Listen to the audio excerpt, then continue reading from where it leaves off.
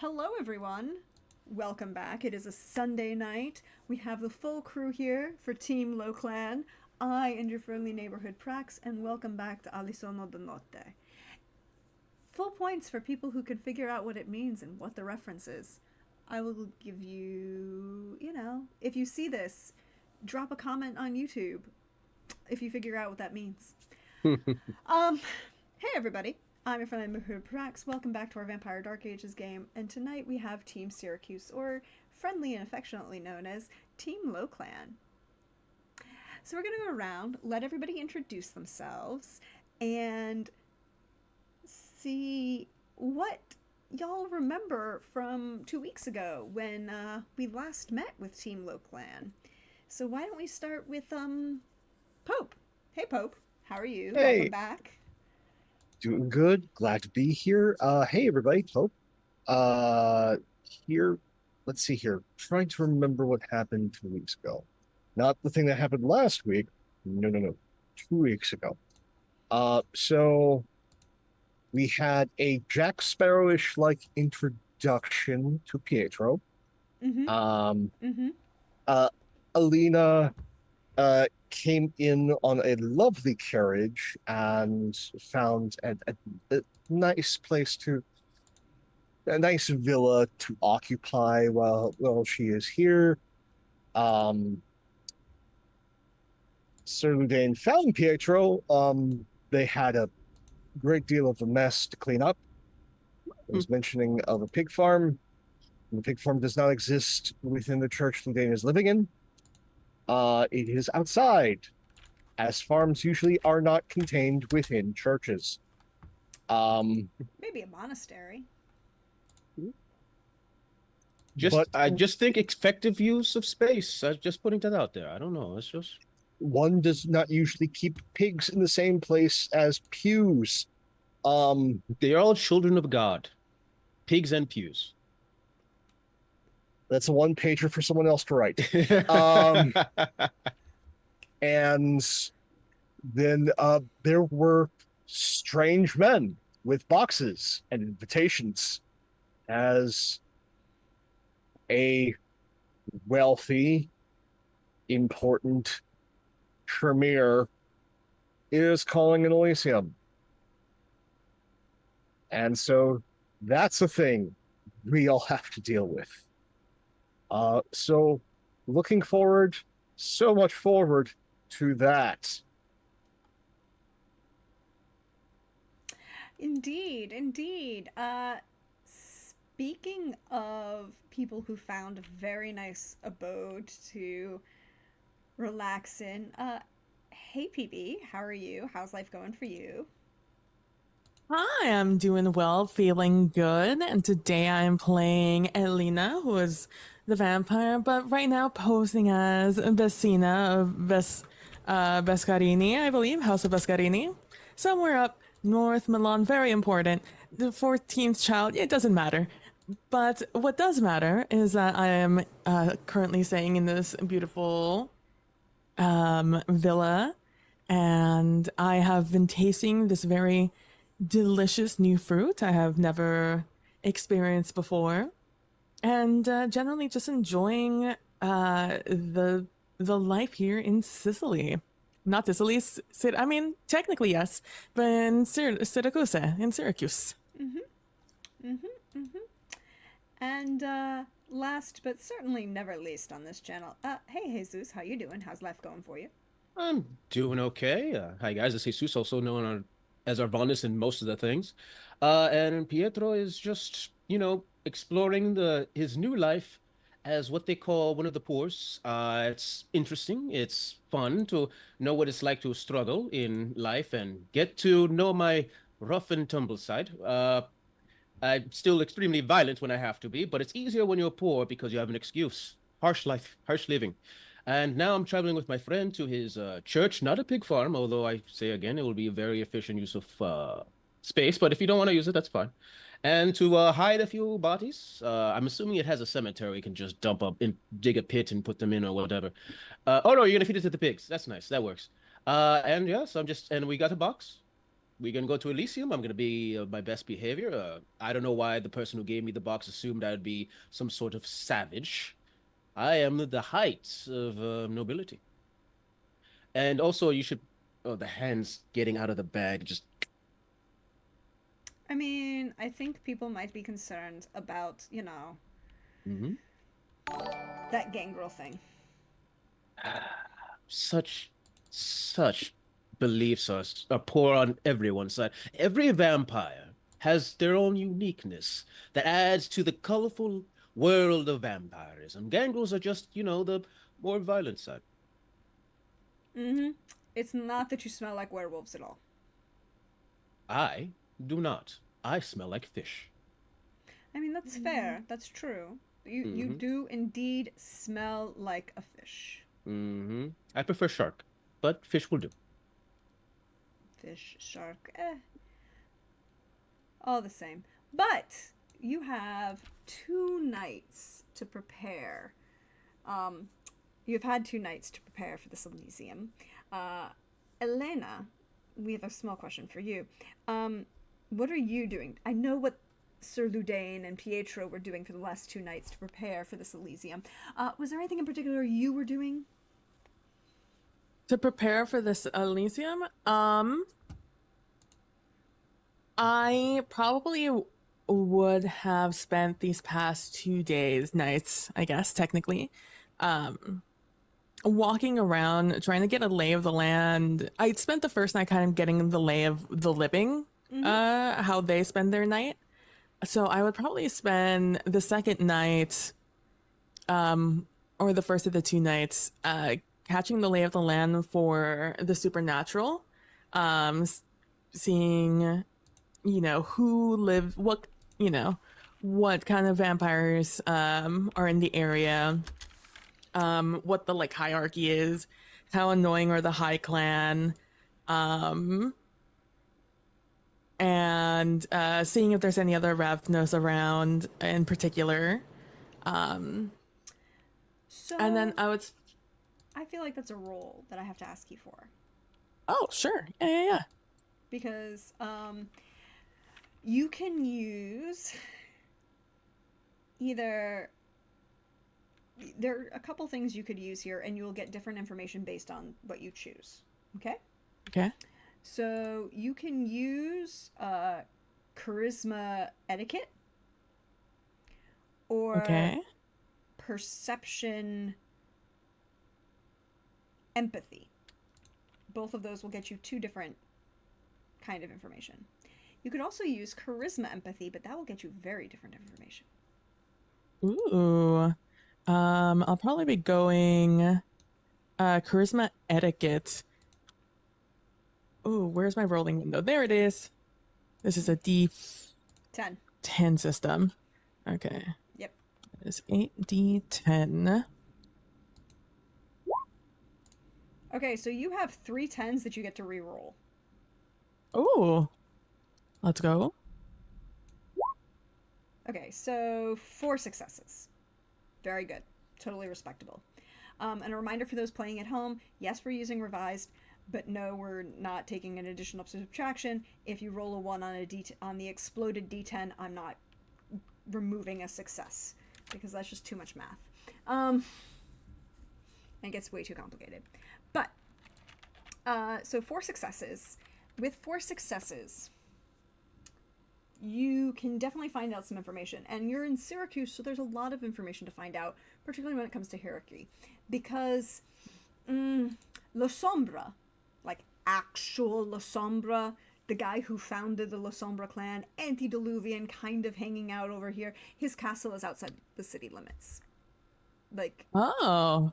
on the water to the northeast-ish. Not that far outside the city. No one's seen him in a while, the last 50 years or so, but everybody knows he's there. He kind of holds court. Doesn't really bother with any of the other vampires on the island, just, his own members of his own clan. And no one has actually seen him. Occasionally messages would come from his, direct child, maybe, There perhaps things that are going on. He just kind of chills out in his castle. And most people just kind of go like, yeah, that's you. We'll leave you alone. It's all cool. And because of that, it's kind of expected that Sicily doesn't really participate in the politics, or at least Syracuse doesn't participate in the politics of, like, the lords and princes and vassal system. But there's rumors going around that you hear as part of, like, this, you know, greeting of etiquette and all of this, and meeting different people, because again, there is an actual court just to the northeast of the city, on the main, or not the mainland, but, you know, on the actual island of, you know, outside the city limits. It definitely, there's kind of these rumors going around that with the advent of, you know, Frederick taking control of the whole island, pushing back the church, recentering the Holy Roman Empire, that there's this desire to control, to keep Sicily under control, right? Like, this island that historically has fed half of the Mediterranean for centuries should be more clearly defined in who, particularly among vampire kindred, has power here, and where that power answers to. Particularly because people know that La Sombra doesn't give a shit about ruling. He cares about being a creepy dude in the shadows. Maybe. You also would hear that there is Adolorata Krasci. She is the Tremere who is signed all of the letters that were inviting you to this Elysium that has been called. And she is, among the kind, considered the matriarch or the, you know, La Signora of the Krasci merchant house. One of the big merchant houses in Syracuse. They run really well. They're apparently aligned with a bunch of the Venetians. Their ships sail pretty much undisturbed across the seas. And Adolorata is old. Old enough that perhaps she may have actually been party to certain things that Clan Tremere did. Because Clan Tremere isn't a clan the way most remember, right? Like, it's not like the head of Clan Tremere was turned by, you know, a child of Cain and became, you know, turned their own into a, you know, a clan and proceeded power that way. No. They were mages. And they stole it. So there's rumors that Adolorata is a strega, a witch. But, you know, who could say? You would also hear that there has been a growing tension amongst the kindred of Clan La Sombra, particularly the clan, because of the Reconquista happening in España, or the Iberian Peninsula. The pushback of the Andalusians, the Al-Andalusia, and the Islamic La Sombra versus the Christian La Sombra, there's tension rising. And La Sombra himself has not been seen publicly for almost 100 years, 200 maybe at this point. So the clan is kind of jockeying for position, particularly as they're going to try and decide, you know, this religious war is being fought out amongst their own kindred. And it's important to mention because in Sicily, particularly right now, there is a public balance of power between Christians, Muslims, and Jews on the island. And by that I mean Frederick, who is Holy Roman Emperor, is Christian. And is publicly so, and all of the landlords are publicly Christian. However, a large number of artisans, the synagogues that are on the island, the mosques that are on the island are not being targeted, they're not being destroyed, there isn't a heavier tax on people who are not Christian, there isn't any religious persecution that you're used to hearing about in other places. Here on the island, there is the biggest disconnect is between those who are Sicilian and the foreigners. Those foreigners could be Arab, they could be Norman, they could be German. But all of them are foreigners. All of them are outsiders that treat, Sicily the same way the Romans did, or the Greeks did, as a place where they can make money and ship it back where else outside.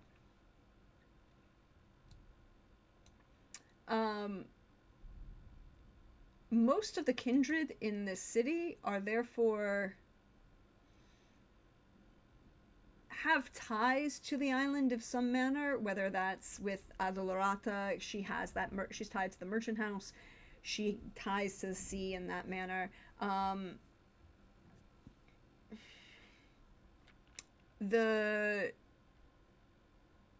You would have heard that there is another Ravnos who has occasionally makes appearances in the city.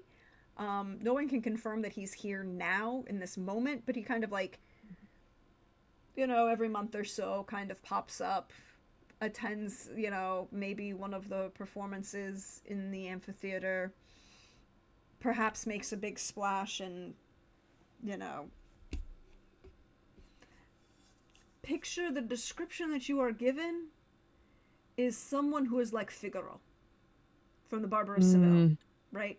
Not the Marriage of Figaro, but the Barber of Seville. Yeah, everyone knows him. He comes to town. He comes periodically, and every woman in the city knows it. And mentions it. And looks forward to it.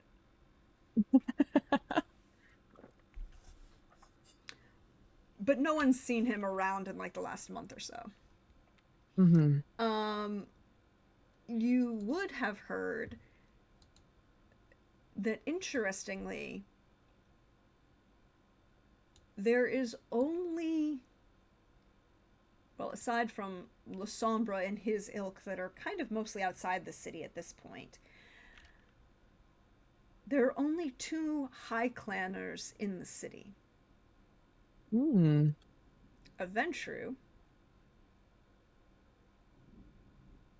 and a Cappadocian.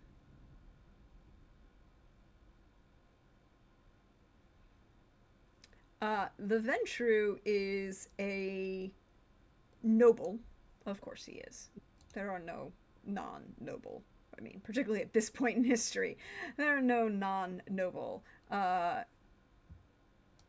What's the word I'm looking for? Ventru. At least not publicly.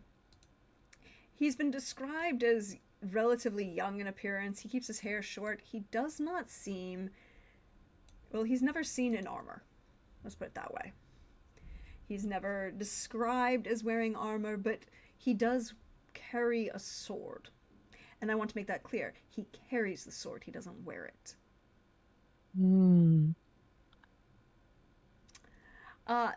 And the Cappadocian is intriguing because it is a woman. She is known for her very slightly pious appearance. Never wears anything ostentatious. Slightly, looks mid-30s, kind of, slightly older than, what we would consider mid-30s, which was actually probably closer to the mid-20s at the time period, older, established, what we would, a matrona, right? Not a la signora, but a matrona. Those are not quite the same thing. All right? And known for wearing, nothing ostentatious, nothing heavily designed, no ostentatious jewelry, but very, very brightly colored fabrics that perhaps are a little expensive in their color choices, but not necessarily expensive in their accents or heavy jewelry. You are probably expecting to see her at this Elysium, definitely, and definitely the Venture. There is also, with that etiquette roll, because you rolled etiquette, you would have heard that Adulrata,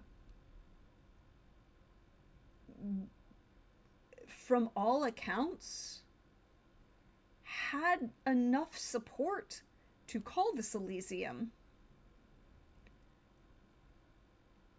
but doesn't seem to have,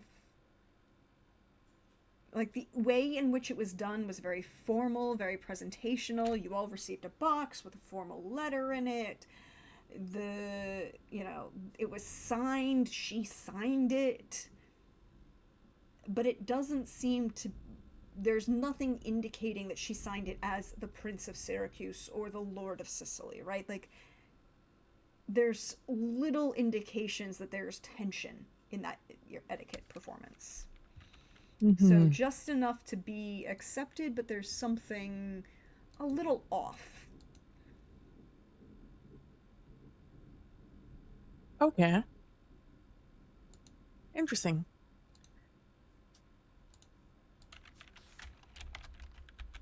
Okay. I'm not making to make a huge ruckus about it, so I won't ask any more questions to the people I'm asking about the lay of the land. I'll just leave it at that and hope that, asking at the Elysium feels like more appropriate to find out more about the general gossip people. The general gossip vibe seems to be,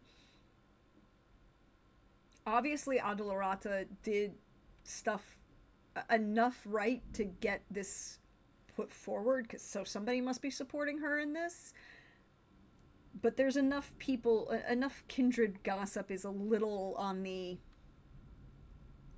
who the fuck is she to call this kind of thing? Because, again, she is a Tremere. And the big question is, and because of that, it's the perception is, so who's backing her? Right? Like, there's no way she got away doing this herself. Who's the power play behind her? Is the conversation that you're hearing. Okay. Interesting. Okay. So that's what I spend that first day doing. And the second day I just spend kind of just enjoying the little things of the area.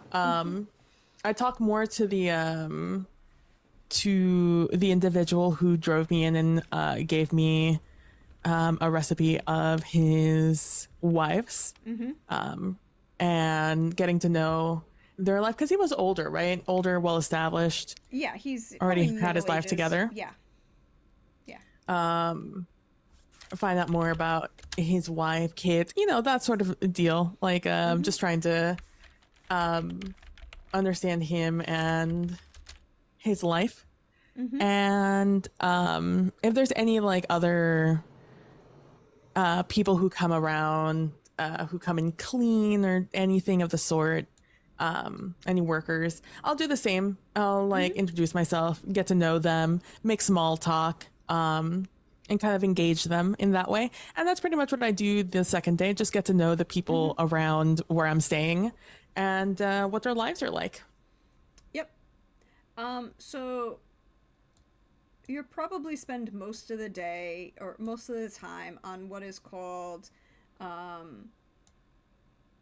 ortigia, or Isela de Ortigia, which is the original island, right? Like there's technically the original colony of Syracuse was on a little island that has a harbor to the north and a harbor to the south, and then the Greek amphitheater and the Roman amphitheater and all the major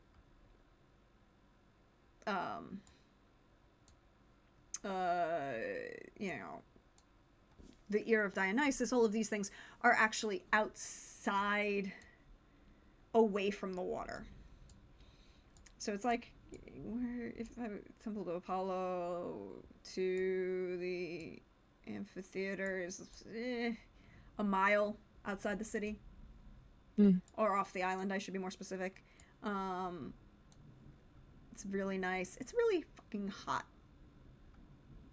I should tell you, it's hot. Particularly when you get to the Greek, the Orecchio de Dionyso, the Grotto del Nefino, the Teatro Greco. All of that is built in an old limestone quarry. Outside away from the water. And it's a little up the hill, so, you get some breeze from the water, but it's open, flat, and limestone, and the sun is hot on all of this, and it retains that heat even in the night. So all of this kind of area is very, very, it's hot. I think, what is it currently? Too damn hot is what it is. If I want to, okay, so the current temperature in Syracuse right now is it's 3 a.m. and it's 3 a.m. and it's 83 degrees Fahrenheit. Ooh, boy. It's cooled off significantly, but yeah, that's where you're at.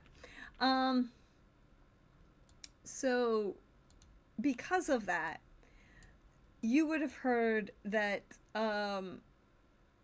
the meeting for Elysium is in this ancient area, this outside off the island itself, which there are lots of reasons why that would be, not the least of which is it's an island, and off near what is called the meeting place is the Arco Augusto de Syracuse, the Arch of Augustus, right? Or the ruins of it, I should be more specific, which is based on the ruins of the amphitheater for the Roman period. It's a little north and west, kind of north of the island, outside the city and outside the walls. So that's where you were all meeting this evening. So I guess the question is, how do you arrive?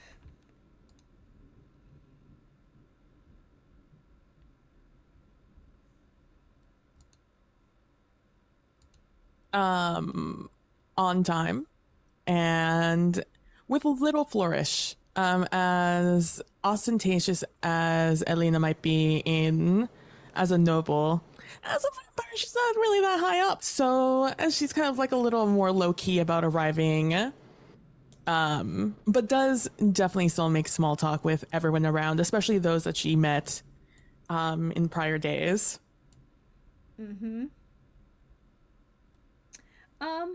Okay. You would have definitely seen a gentleman with very, very short, slightly darker tanned skin, not quite Moorish, but a little bit more on the darker end of Sicilian. A dark beard that he keeps very close cropped, almost shaved head, but it's kind of like grown in. He has not wealthy appearance, and obvious tattoos. He is being very jovial around, kind of greeting everyone as he comes in with a little smirk and a little smile. Not above flirting with anyone, everyone, no matter their gender presentation, but that level of flirting, service industry flirting. Mm-hmm. Yeah, right? Like, not Yep. not sex worker flirting, not actual flirting, service industry flirting. The if I flatter you enough, I'll get a better tip level of flirting. Gotcha. You would also see someone who is actually darker skinned African. He dresses like a North African Moor, but given his skin tone, and he's probably somewhat further south. Mm-hmm.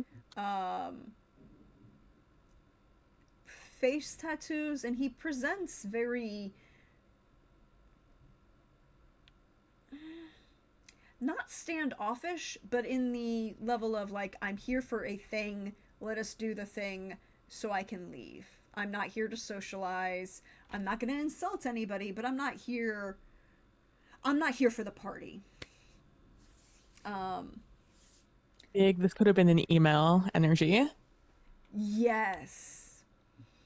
And I didn't necessarily need to be copied on it. Someone could have just, given me bullet points after the fact. Yeah. I feel you so hard, my guy. But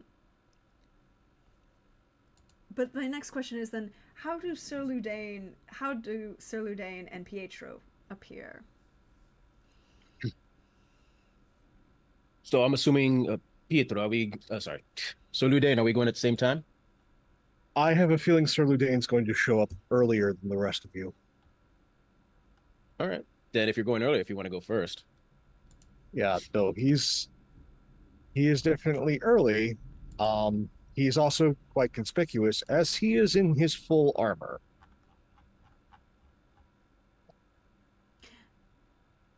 That is slightly mm-hmm. He kettle helm and bevor, coat of plates. Doesn't have a weapon, but he is armored. Yes. And again, that was a note that was on the invitation. Don't bring no weapons, and you can't use any powers on anyone else. Yeah. He has the gift that is the bronze sword, wrapped thoroughly in bundles of whatever clothing the monks left. Yeah, he's just there good and early. But at the same time, declaratively, I know the invitation said no weapons, but I'm not going to trust any of you. Okay. Mm-hmm. Also, I like the bevor and the kettle helm because you don't really see my expressions, so you just have to guess.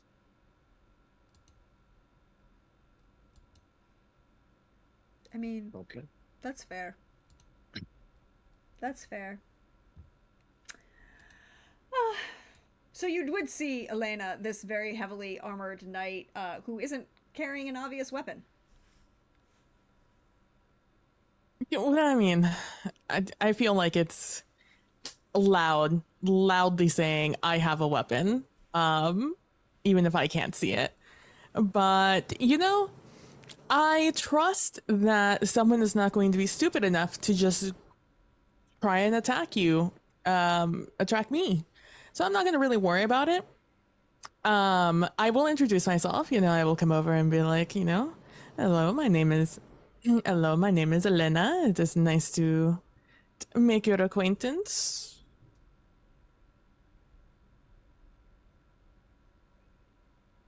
Your face seems familiar. I don't know that we've met, though. I don't know. I don't remember an Elena. Well, now you do know it. My name is Elena. It is nice to make your acquaintance. From Sir the north, Ludain. you are? Sir Ludain. Aye.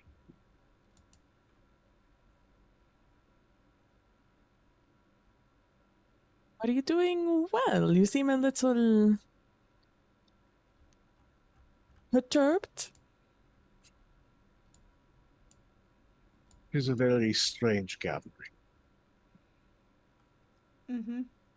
Also, where I come from, usually a 10-day is left ahead of time for a meeting such as this, not 2 days. It seemed they were in quite a rush, which is a little odd from what I can tell, but it should be a good time nonetheless. I think your idea of a good time and mine are far different. It's true, just as our attire is a little different also. And like I take a step back and and I'm not making fun of you or anything like that. I'm just like being like, I mean, look at that armor. It coincides with my place within our society. Protective? I believe the term that most other kindred use is paladin. That's also a good one. Is that the same word you would use? Commonly, I am a knight. And Knight Ludain. Sir Knight Ludain? Knight Sir Ludain. I've not met many knights. Apologies. Kind of surprising. Usually, the knights are the ones who own the lands that folks work, and through them, a royal is able to issue their power both temporally and sometimes spiritually. Well, you know, the sharp weaponry, the armor, it makes me a little nervous at times, so I choose to let them do their thing. They seem to understand where they stand in this world, so I just go and mingle with others instead. But you, Sir Knight Ludain? Sir Ludain works. Sir Ludain? Okay, Sir Ludain. You seem interesting. Concerned. Aptly so. I like you. Some of the wording on the invitation left me wary. Smart. One does not get this far without being a little wary. Hey, wish you a good evening. Hopefully our hosts will choose to reveal themselves sooner than later. Yes, it should be soonish. Although a little hot. And I'll go and I'll stand, not right next to Sir Ludain. I give us like a healthy distance. Like a 1 urinal distance is what I'll give us. The right amount of distance, yes, for for urinal politeness, yes. Fun fact, that's an entire field of study in anthropology called proxemics, and how people, the unspoken behaviors within social groups about how near or far your personal bubble extends, and when your bubble changes, i.e., you know, on a subway car, you leave a seat in between, and when you get to the point of how many people are in there, you can start putting people next to. It's a whole thing. Interesting. The urinal study was a major part of that, yes, actually. But Pietro, sorry. You know me. Yes. How you doing? How are you showing up to the Arco Augusto de Syracuse? Before then, I have a quick question. So we had 2 days before to Yes. prep ourselves. Pietro's main mission right now is to regain what he had lost in some way, shape, or form. So he wants to research anybody who would be most likely in this Elysium to perhaps want to fund a individual who wants to return that investment in the form of prizes from other ships. You want to know who's willing to pay for you to go be a pirate. Yes. Well, there are two people that have well, there's one you definitely know has the money. Mm-hmm. The person who signed the invitation. Mm-hmm. Adolorata Drashti. Love it. You want further information, I'm going to need a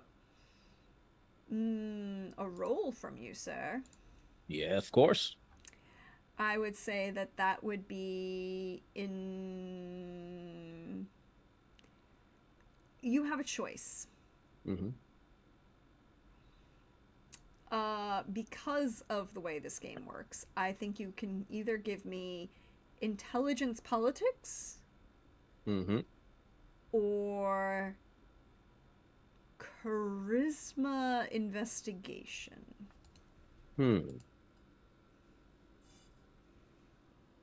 I guess it's gonna be intelligence politics for me. Mm-hmm. Oh, that is what's the minimum? 6. So you have 1 success. 1 success, yes.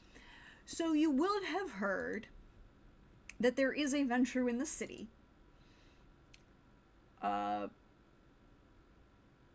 Young, male presenting, or appears young, but that doesn't mean anything, you're a vampire.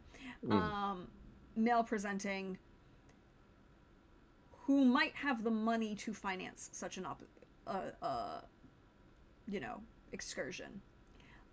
You would bet that he's going to attend the Elysium. You don't know necessarily if he's willing to, but but you would have heard his name mentioned. Mm-hmm. Sebastiano Bonasera.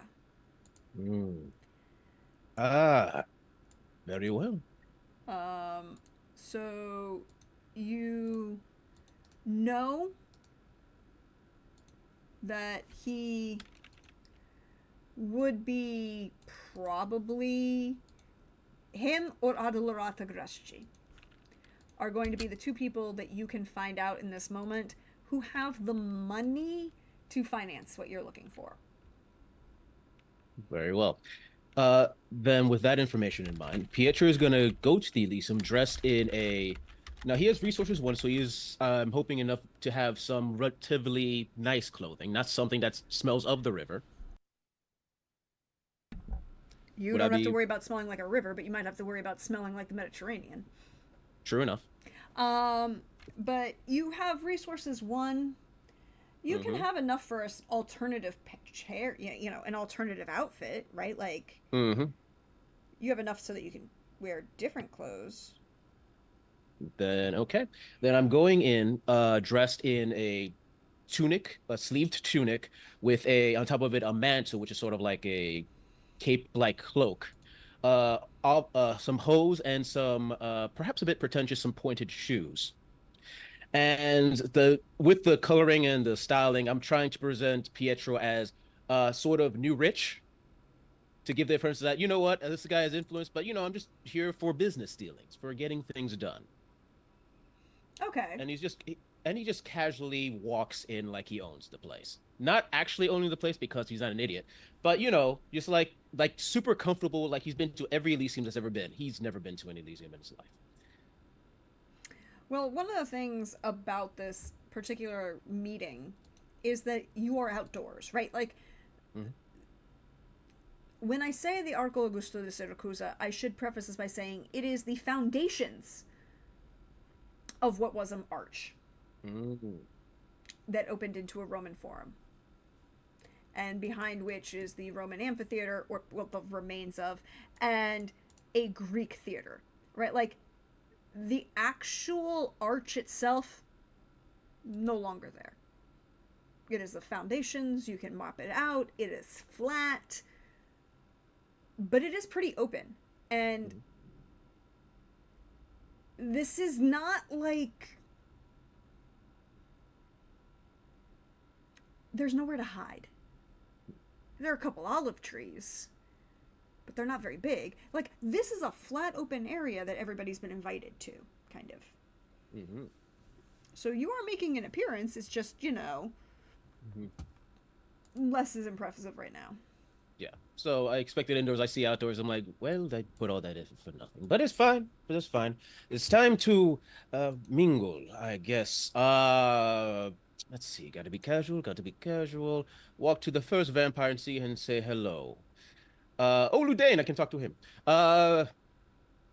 Ludane, it's been so long. So long since we've met each other.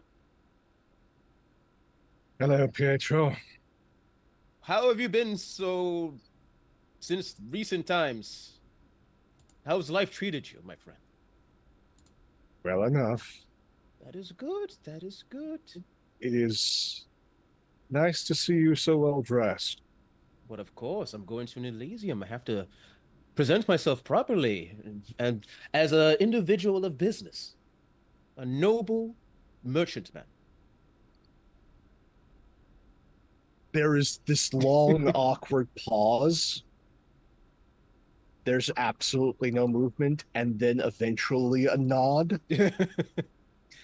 Still remembering yesterday or 2 days ago when you helped him burn. Still remembering the wharf. You did leave a mess. Mm-hmm. So it is relatively small amount of vampires at this point. You can count 15, 16 maybe. Adalrata is obviously present. The gentleman who brought you the box, the gentleman who brought Sir Ludane the box, a younger appealing individual, very fashionably dressed, gold embroidery, heavy brocades, rich orange silks and purples, clean shaven, but just a little, just enough that it looks intentional, and carrying the scabbard of a sword in his hand, but not holding the weapon.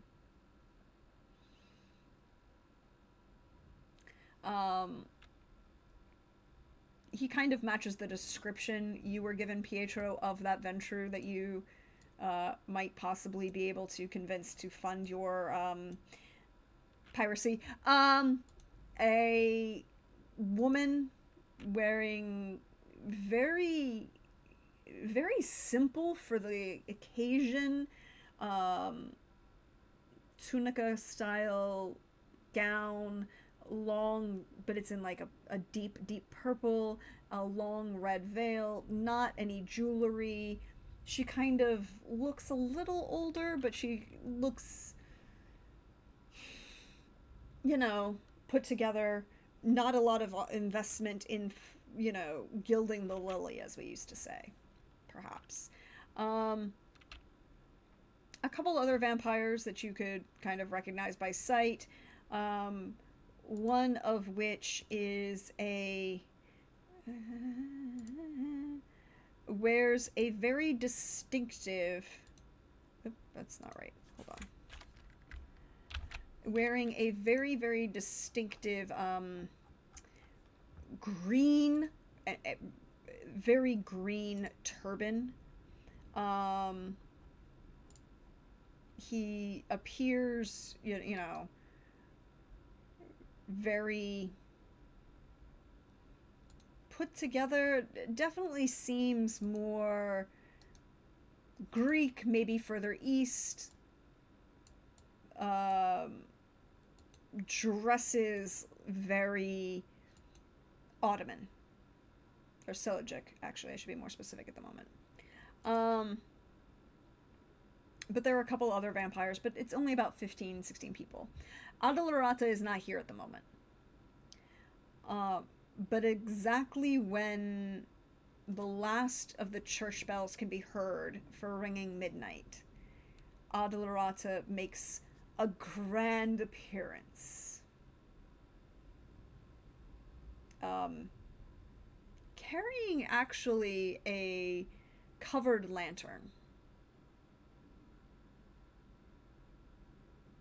And she's dressed in this heavy blue and white, gold accents, a small, like, gold tiara, sort of.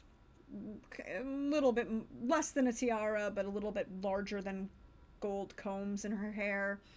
Again, nothing ostentatious, but obviously wealthy. What the distinction that we in modern America would make between old money and new money. Adolorata epitomizes old money. I can wear one or two pieces that are worth more than your entire income ever. And it doesn't look anywhere, I look fabulous doing it. That's what Adolorata Grashti looks like when she makes an appearance. And she kind of waits in this slight little smirk on her face as she stands slightly to the west of where the arch would have been, into what would have been the forum. And there's this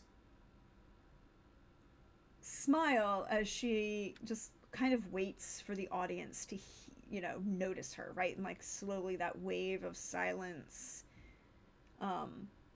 permeates the area. Well, I thank you all for joining me this evening. Please, some light refreshments have been prepared. Join me.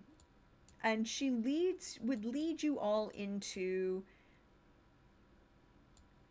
the northwest of where, the arch, through what was the remains of the forum, up this kind of beaten path of gravel and limestone and cobblestones that aren't really there anymore, into the remains of the Roman amphitheater and into the underground passages under the Roman amphitheater.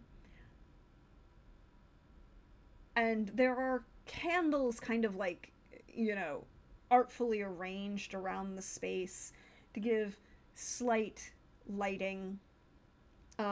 Someone has, gone to the effort of like making, putting some cushions and velvet draperies around. Small wooden tables kind of permeate what were the pens for the animals that would compete in the arena events under the amphitheater. But these are also, there are kind of a few built into, like, you kind of see where those pens were kind of knocked open to kind of turn this into a more open space. You see heavy textiles, again, kind of coating the walls to give the impression of a fancier locale. A number of what were, the very famous Roman camp chairs, right? They were, what we call director's chairs, were kind of based on Roman officer camp chairs. They fold up, they're made of canvas, they're painted, some of them are made of silk. These are all really around, small wooden octagonal tables.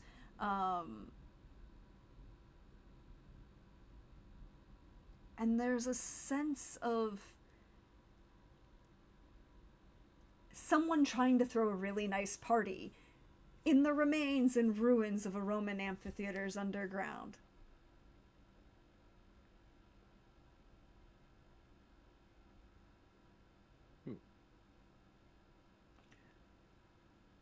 But I must ask you, how do you arrange yourself? What do you do? This space is open.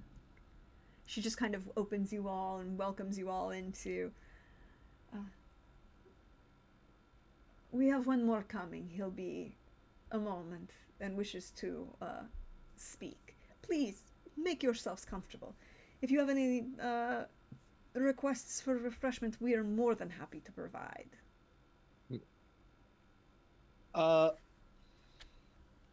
First off, Pietro, he's gonna wait a few minutes. He doesn't want to be the first to do this. He has enough social graces to try not to be first, and he doesn't want to give that faux pas. And He's gonna try to wait as long as he can to get a free meal. It's been a bit. He's a bit peckish. He could eat, but he's eventually gonna just, find where the refreshments might be to have a bit of a snack Mm-hmm. before he goes to socialize. He wants to be at his best.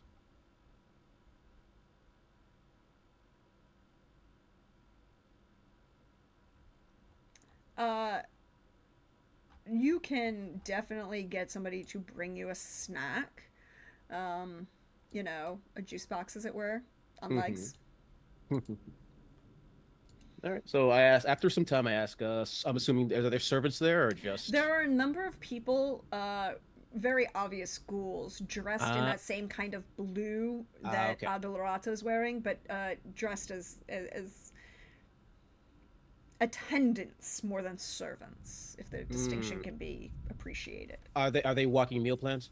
No, they're actually Oh, okay. ghouls. There are Okay, also just wanted to be sure. walking meal plans that can be brought to you. Okay. I go to one.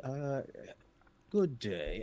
This one wonders if you have something robust I can you know take a bite of, if one good day. Of course, signore. Hmm. Un momento per piacere. Of course. Thank you. And this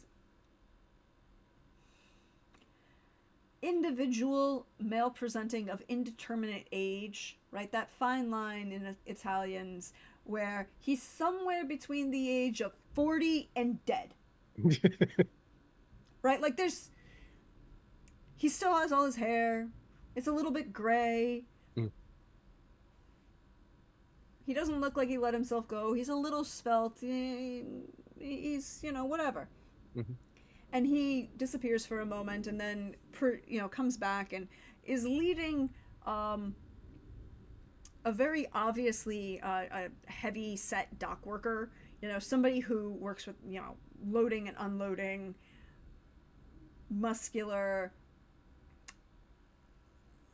and perhaps just a touch, just a touch under perhaps awe. Okay. That goes like, ah, this is a good man, good hard worker. I like good effort, and I go in for a bite, not to kill, but just to top Yeah, myself I up. mean the expectation, like there's kind of Yeah. like these little. I mean, again, it's the underground repurposed Hmm. animal pens Yeah. of a Roman amphitheater. So Yeah. I mean, fair, but there's a my bunch of little like alcoves that they've kind of like put hmm curtains up around that they kind of like gesture people towards, and the expectation that you aren't going to kill everybody that hmm was brought for the attendance of hmm Yep, that's whatever. fair. So I take enough blood to top myself off.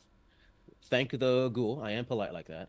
And at some point, I'm just gonna go and have a small talk with Sebastiano about a pop business deal. Whenever you think that's a good time to do it. Mm-hmm. Um,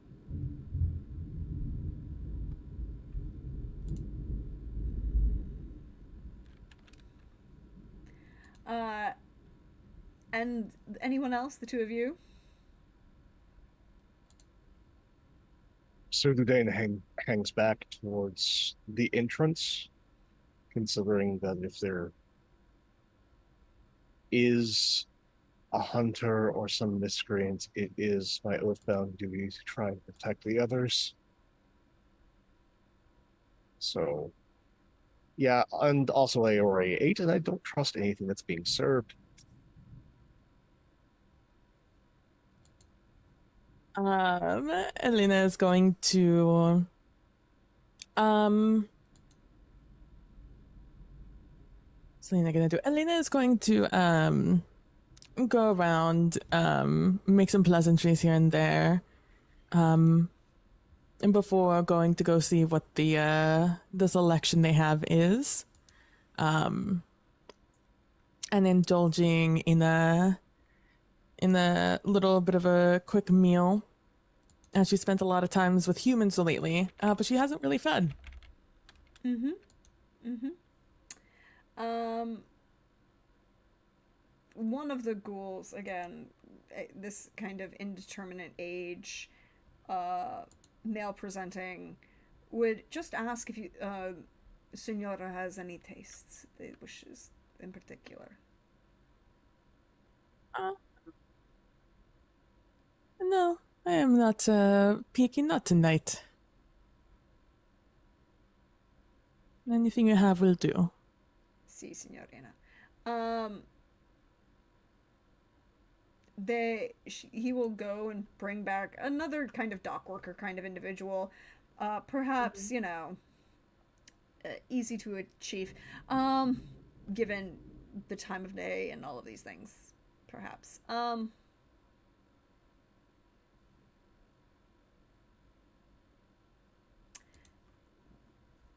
Easy to feed, easy to dine.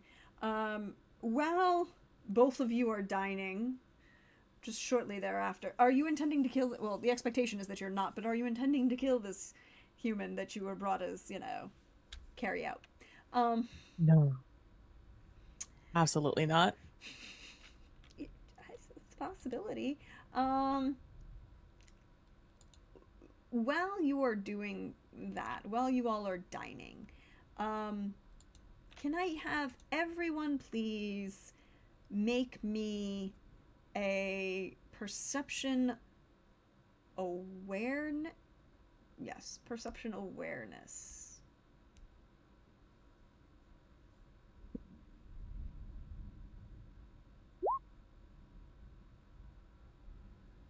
Three successes for Pietro. 2 successes for Sir Ludain. 1 success for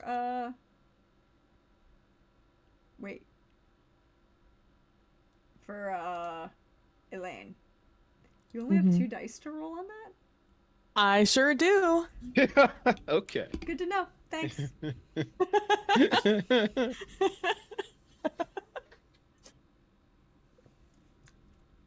Okay. It is interesting. You would. So let's start from 1 success. You hear as you're kind of dining, right? Like you're a little focused on what you're doing, Elena. And because of that, you just kind of hear the like din in the background fade away, right? Like what chatter was happening, the, you know, talking kind of fades away. Sir Ludain, you are coming in at the end, right? Like you see a bunch of people, you've kind of come in at the end, you see the, you know, ghouls kind of walking around, mingling, offering takeout, humans to the various kindred that are here. You find yourself a location to kind of stay out of the way, is what you were, you know, post up in a corner so you can act as bodyguard. And it takes a moment for you to kind of see everyone react, and you notice that the ghouls are kind of stepped away, and there's kind of the spreading silence in the space coming from like to your right. You also, you know, see a few people kind of just, oh, excuse me, my apologies, see a few people just kind of like separate themselves, like open out an area in the middle kind of thing, moving to the sides kind of so people can see. With 4 successes, Pietro, you are coming back from dining, and you see the ghouls have kind of stepped back into the shadows, away. If someone's not actively being fed upon, the kine are being escorted away as well, kind of away from the space. The sound is gone quiet, and there's a like reorientation of people kind of opening into like a quasi horseshoe formation. With the opening of the horseshoe, away from the stairs that you guys came in through, that you all came in through. You would also notice with 4 successes that the lights here that you can still see, there are plenty of them, are just a little bit darker. Like they're the candles and the lanterns don't have as wide a reach. The shadows are heavier. They're more lingering. They're longer. Deeper, perhaps. And Adolorata is kind of standing to, let's say, the right side of the horseshoe opening, turned with her back to the wall, but kind of quasi-turned so that her face is towards the space. And there's a level of anticipation, perhaps, in her body language. Not necessarily deference, right? Like, but something's coming. Or perhaps someone is making an appearance, finally. Now, yeah, with that 4 successes, seeing all of that and knowing who lives on this island, Pietro has a suspicion. And he is gonna go full, he becomes one with that horseshoe. Because he does not want to make himself super known to this individual who may be coming in, and just instantly just goes very polite, goes in the horseshoe, trying to present himself as not small. Still, he has his pride, but not trying to make himself overly out there in front of anybody else. He's going to be trying to be part of the crowd. Because he's not going to admit it, but he afraid.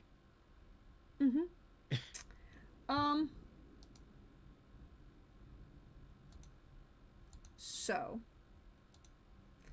the lights flicker. Once, twice. Then there's kind of this moment where all the candles and lanterns in the space kind of flare all at once. Not enough to really cause anyone a frenzy check per se, but enough to make people uncomfortable. There's discomfort in this space. With those 4 successes, I'm going to keep that 4 success those successes count for right now for the next bit. With those 4 successes, the gentleman in the green turban, Pietro, he has also kind of made himself trying to hide in the crowd like you are, but there's a level of he's rolling his eyes as like, God, really? Oh my God, you, like, the level, like, this is ostentatious and over the top, right? Like, you didn't need this showmanship kind of thing. But he's trying to keep himself to the background. And then you would also see that, interestingly enough, Sebastiano Bonacera, the individual who you know is a Ventru who would perhaps be willing to fund you, he also is kind of keeping to the, not fully keeping to the center of the crowd and fading into the mob, but perhaps on the other side of the horseshoe from Adolorata, not making himself the center of attention, but also not hiding himself, if that makes sense. Fucking Ventru. Yeah, pretty much. The expectation that, yeah, he really is that important. But as that light kind of flares out for a moment, when the lights, it's just a moment of light, just enough so that, particularly given the dark in this space and anybody who may or may not have had heightened senses, have this moment of like flash spots in front of your eyes. There is appearing out of the darkness is a male presenting individual. Long black robes, heavily embroidered with red and gold, a heavy gold beaten belt, long dark hair, a very shaped and framed goatee and mustache. There's a level of obvious power in his presence. Not enough to claim it would be La Sombre himself, but more power than perhaps one would necessarily expect. And a smirk as he makes himself known. Welcome all. I hope you've had a pleasant few days. Thank you, Adelarata, for arranging this little tete-a-tete, as they say. I'm so happy that we could all just get together for some perhaps important conversations.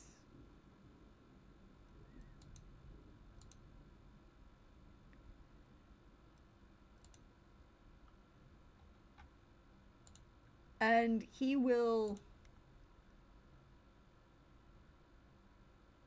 look around and make eye contact with all of you.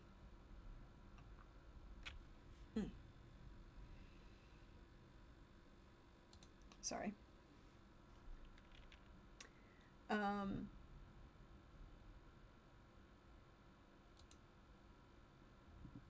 And just smile.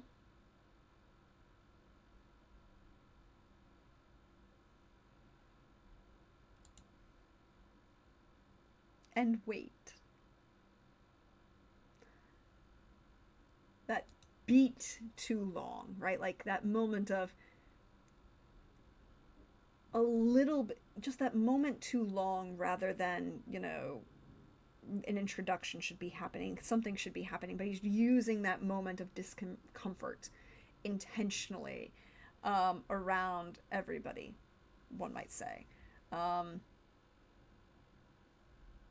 You may call me Farhan.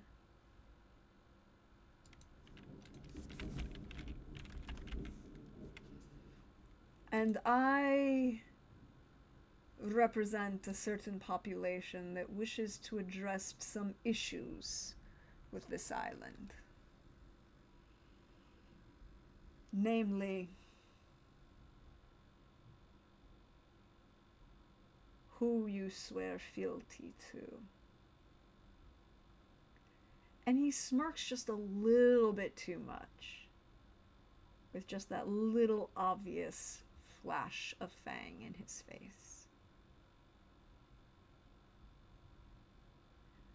But with the introduction of Farhan, we're going to take a break for the evening. Oh boy. So we can all come back and find out what everybody's going to be doing when he, you know, presents some questions for you all. I'm sure nice. Everything will be fine. Mm-hmm. But stretch, bio, refresh, do all of those good things, and we will be back in a few, everybody. Awesome. Bye-bye.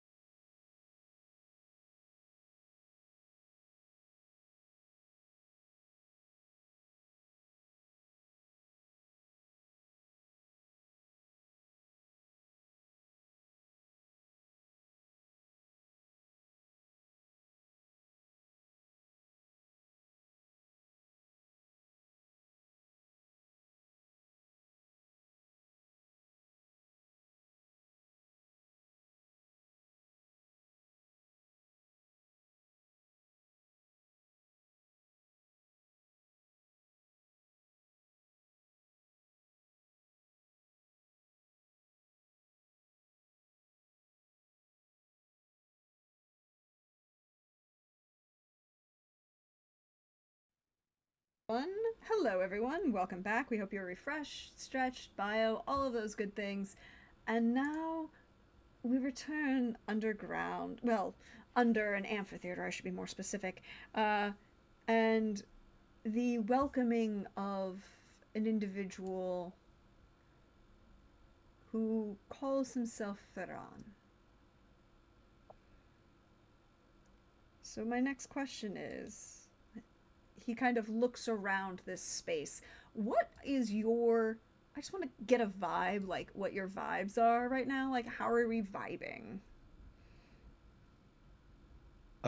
For Pietro, he didn't expect this sort of situation. He thought this was more of a social call, like, what was her name again? Adolorata? Adularata just like, showing off as people in charge usually do, and then there'd be a bit of socialization, and then that'd be it. So he's a little freaked out, but he's just gonna calm himself. He's like, just another place to hang out, and I'm just gonna eventually planning to talk to Sebastiano and possibly ignore Ferran as long as possible. Mm-hmm.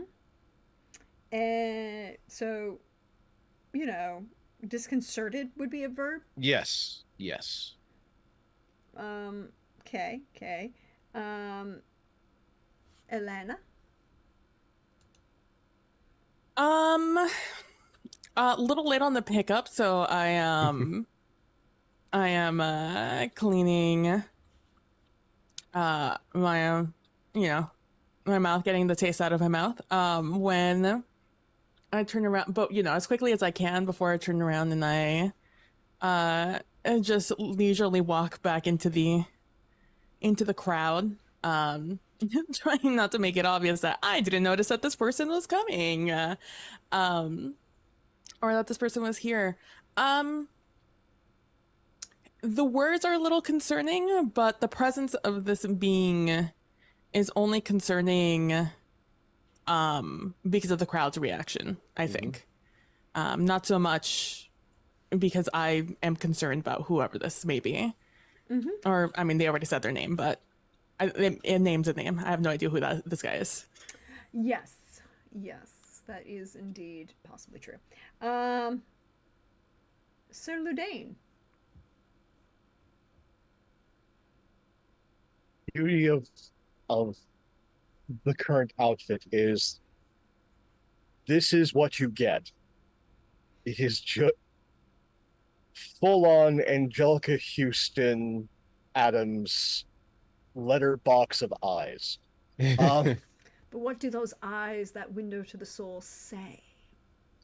The eyes are staring at Ferran and trying to go, what do I know about this Joker? I am not surprised that Tremere is acting as, a stepping stone for somebody else.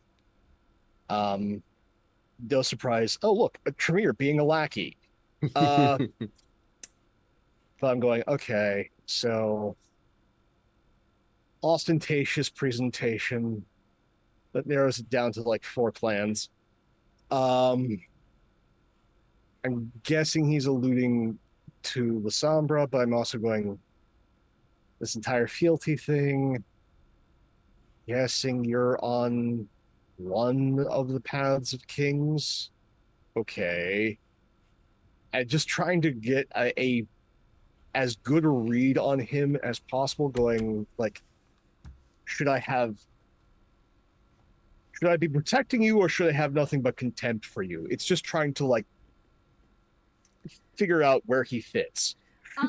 You could roll me either perception empathy or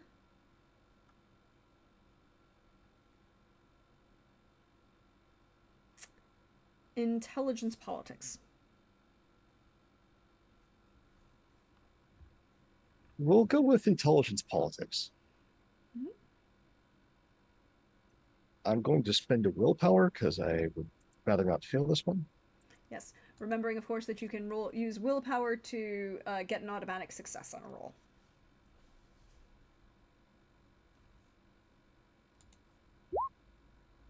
Which is good. because Yeah. you needed one. Yep. So with one success, he is not a name for the name or the appearance does not match anyone you know of or have heard of on the island of Sicily. For And a I've been while. here over a year. Yeah. So in the time that you've been here. Now, you don't necessarily know everyone who is in La Sombra's court personally. Most of the people who hang out in La Sombra's court don't really interact with kindred politics on the rest of the island. Like, the court is Yeah. its own bubble, its own castle, its own screams in the darkness. I mean, you know, it's a thing. Castillo d'Ombra is a thing. And, you know, but they don't really interact with perhaps the politics of the island itself, merely just, you know, it's like saying it's the Vatican, right? It's its own country. It's there. No, but they don't care. But they kind of do, but they don't.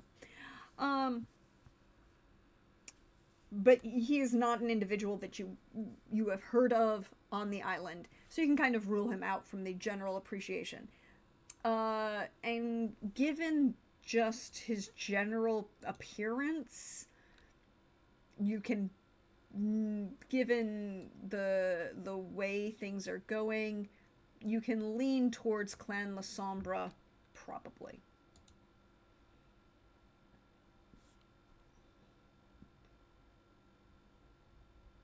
again, there's just a slight sigh and the narrowing of the eyes as it's like, okay, you obviously have ideas about the hierarchy here, but also you're one of those La Sombra, as opposed to the ones I previously worked for, where you're going to make us all guess because you get off on it. Fine.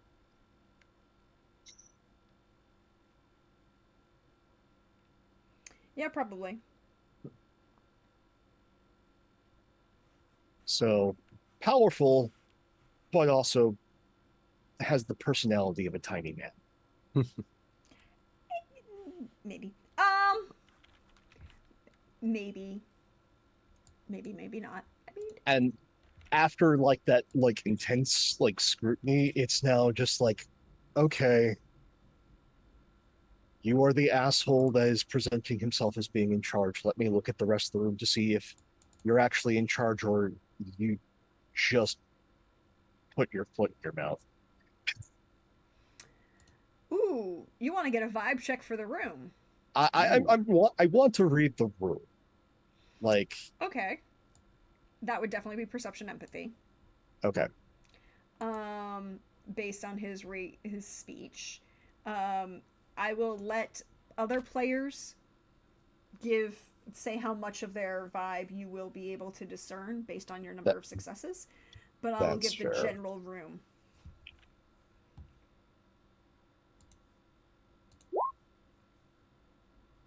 One success.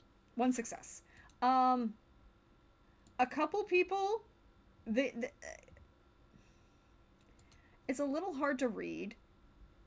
Adelarata is visibly pleased to see him. There's that kind of like, she hasn't lost that smirk on her face. Yeah, she's close to power. She's as happy as a Tremere can be. The obvious Ventru, standing kind of like almost across from her, is kind of staring at Ferran, and he's using the best resting bitch face that a Ventru can. Oh, this is the practiced face. This is somebody who has obviously survived the Agoge enough to be in public by himself. Okay, so you know, his perception and or opinion is not publicly understood at the moment, beyond the fact that he can control his expression.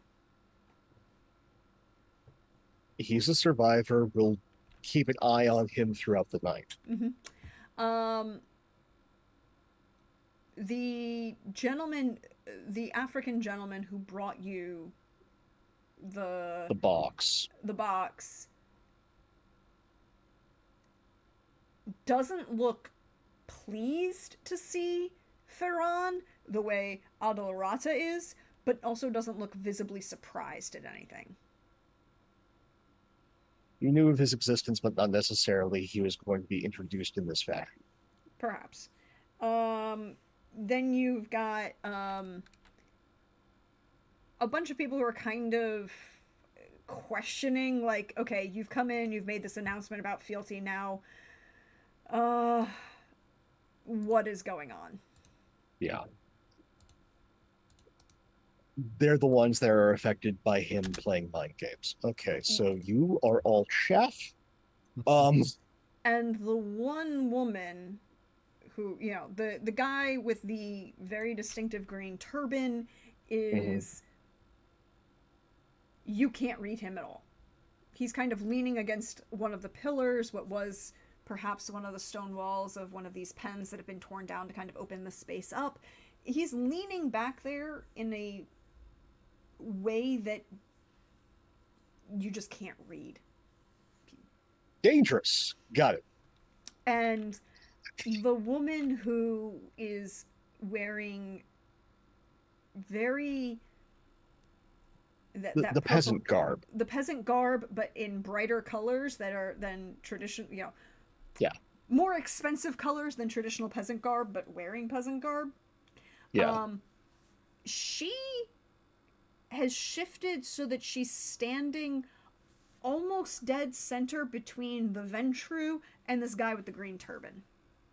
There are a number of people on either side of her, in between those two, you know, between them and these two, but she's like in the middle and not, she's giving Madonna.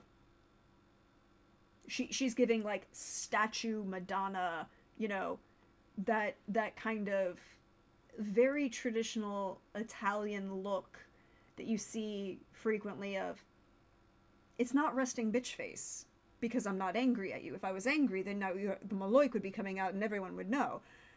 It's the, I'm not giving anything, I am somehow above all of this. But you don't know what I'm actually thinking. So, in the interior of Sir Ludane's mind, those the three individuals are Ventru, our turbaned friend, and the Madonna. That is the door. Depending on which way the door opens, is my cue. Mm-hmm. So, Elena, what is your reaction? Like, what would Sir Ludane get from your body language about your reaction to Ferran? To the individual themselves, in general indifference. I don't know who this individual is, nor do I know. I've heard of the Sicilian people and, you know, their individualisticness. So I'm not, like, in the way that I'm feeling about what this may mean. Wouldn't affect me very much. So I'm fairly indifferent to it all. I am concerned about the crowd's reaction, being so almost reverent to this guy or scared of him or whatever. But me, myself, and I am not concerned. Almost aloof, it would seem. Okay. Okay. Ludane will just go, and is currently in the same boat as I am. Yeah. What about you, Pietro? Pietro has a natural sense. Pietro has a natural sense as an individual who acquires goods through violent means, a sort of secondhand danger sense, and knows that this person being here means trouble, and he's just trying to avoid it and waiting for the other shoe to drop. I mean, fair. Okay, so that's the secondary door. So it's a lot of just holding and waiting. Mm-hmm. Ferran kind of sweeps long sleeves back as he gestures and kind of glides forward. There's this just hint of just shadow play behind him as he moves through the space. I have to admit that it's pretty cool.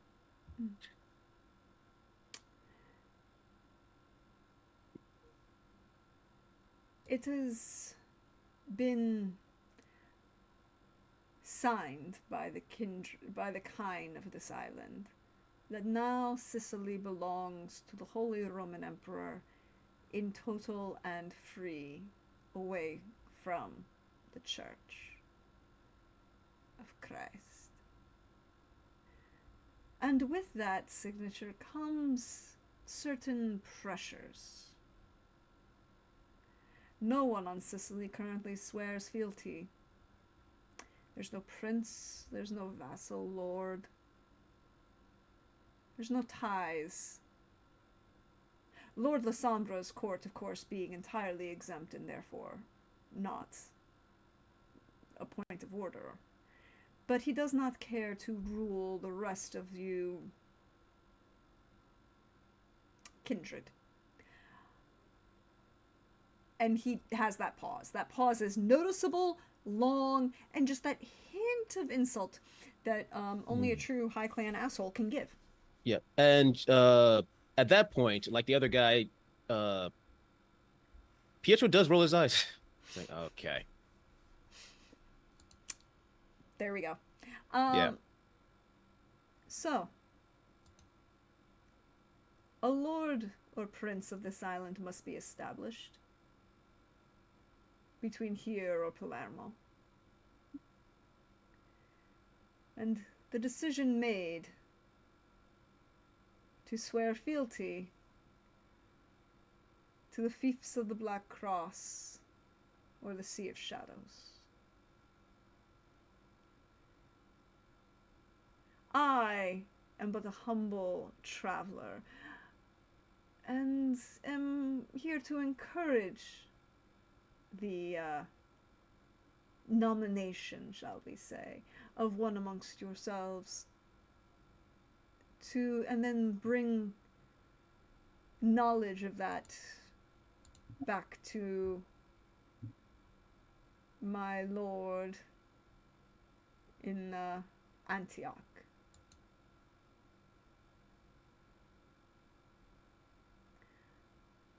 For those are your options. The days of Sicily being a rabble-filled den of iniquity are gone. This island now must participate with the rest of our kindred and move itself into these nights of politics. Good Lord, even London and Dublin have representations and a proper hierarchy.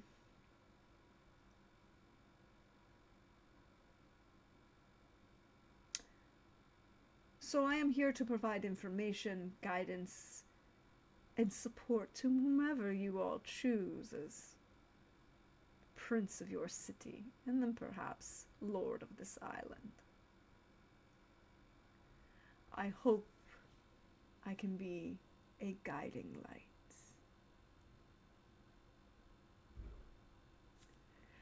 Please, make yourselves at home with the refreshments. I am here to answer any questions you would like. And with that, he kind of pulls back in those shadows that were flickering around the candles and the lanterns, and the light kind of brightens just a little bit more, being more expanding its radius and giving more light to the space, as he kind of just halfway bows and smiles. And when he does so, as he stands back up, Adelarata just kind of like claps 3 times, and you can kind of hear this low live music being played coming from one of like the little corners, and it's like, please enjoy the refreshments, we should take this time to consider amongst ourselves the way in which we, the kindred of this city, will embrace our new hierarchy and determine who we truly believe should lead us all, and what qualifications we believe are most important. You know, ways in which we interact with the kind, the financial ability to run a city of this sort.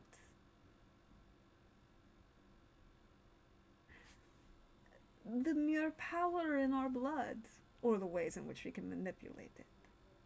I'm sure we will all have wonderful ideas that we can come together and discuss the ways in which we believe and who we believe should be candidates for Lord of this island.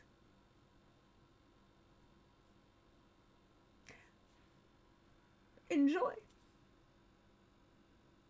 And she's just going to swan off. And you don't need a roll for it. She very obviously starts hard campaigning for herself to become Princess. There's already pamphlets. She's already posting stuff on the walls. Yep, basically. Pietro just, first off, rolls his eyes even harder at that because, like, of course, the fucking Tremere. Wanna be fucking High Clan. And Pietro, his mission slightly changes. And first, he's gonna go to his buddy, Ludain. Sir Ludain. And I'm assuming he's off in a corner by himself. He is as close as politely possible to the door out. Mm. So then I go to Ludain and go like, you do know you can't just leave, right? I just want to be 100% sure you understand that. Yes, but I also know that my vote doesn't count. True. Technically, my vote doesn't count either when you think about it. I'm No, more of... you count. Really? Yes, because all it takes is there to be 3 of you in any city, and you matter. Mm-hmm. Damn it. Ah, damn it. I hope I could just get out of here without having to put a vote and get on someone's bad side. With the way politics are these nights, you have much to gain by the game being played. That is true. It's funny, I usually just care about my boat, but with that gone. No. This is how you get a new boat and can climb power to claim the protector of the port, if not the island. Ooh, I like that a lot. So, in your humble opinion, as a outside observer, my friend, as someone who has, and I know for a fact, has equal disdain for all those in power, which one of them, in your opinion, with what little you know, or most you know, I do not know, would be the least troublesome, in your opinion? The Tremere is right out. There are 3 individuals that present an opportunity, but I don't know if you're going to learn enough, especially in one night, while that servant of the actual Lord and Master of this island pressures the rest, so his master doesn't have to play politics. He will just have a proxy. There's the very clear Ventru, who probably is of a line, and if he becomes prince, will be the puppet of his sire and Lasandra. Mm-hmm. There's the dangerous gentleman in the turban, green, over there. Mm-hmm. And then the woman who actually commands the room, not the Tremere. She's in the center, and she is, as we can tell, people are going to come up to her and ask her questions because she is the literal focal point of the dam.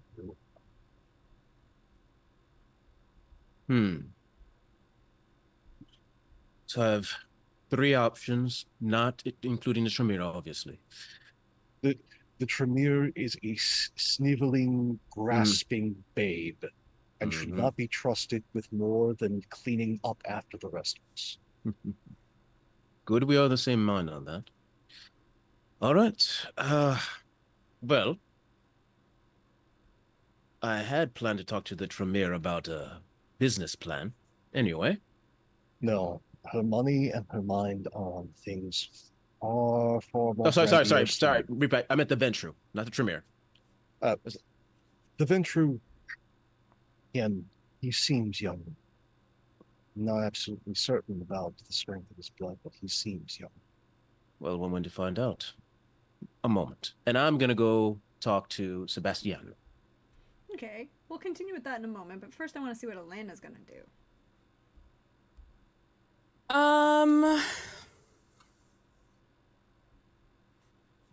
Elena's going to go around and mingle with the groups who've like formed. So, you know, in any event, there's groups that form with people who know each other a little bit more. And I'm assuming right now the goss is hot. It's hot and it's high. A lot of hot goss. So I want to like insert myself into groups, you know, in and out, see what like what the people are feeling, essentially.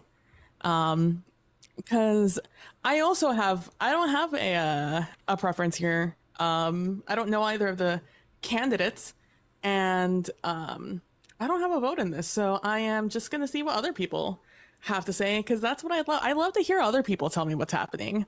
I don't need to know if they could just tell me. I feel like that's a perception. No, actually, it's gonna be a charisma empathy. Charisma empathy, okay.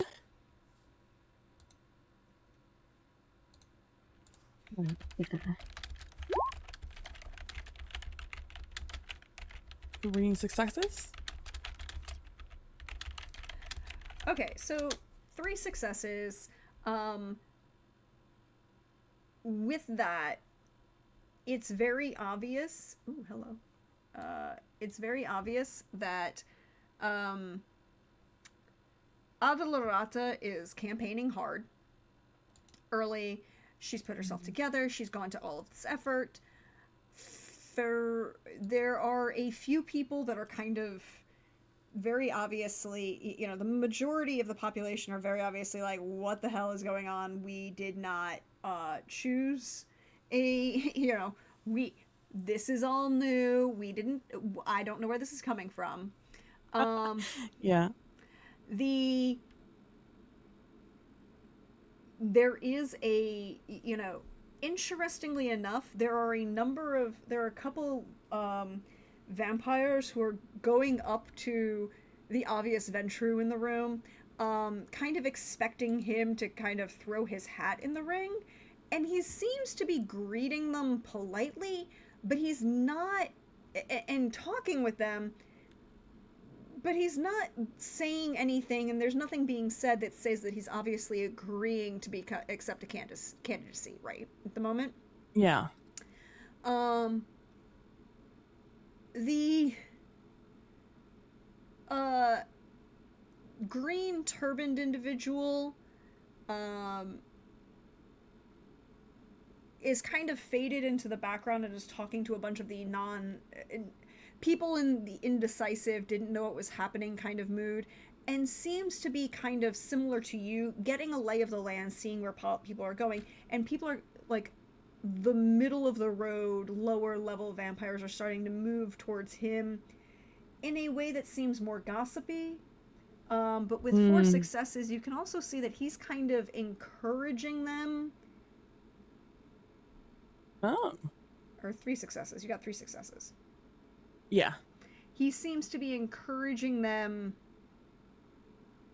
away from Adolorata, right? Like, well, maybe I don't know if we really, maybe we do need a prince and a lord, but really this Tremere, like, this seems a little out of reach. Can we really trust her? Is this, is power amongst the kind something we really want to focus on when we vote for our own kind of ruler? Is, what are you, and he's playing very obvious, and for you, you can tell. You are used to this level of manipulation. He's playing well, I think that's just my opinion, so what do you want to, what is your thought, right? Like, he's very good at the encouraging people to think that it was their own idea when it's very obviously coming from him.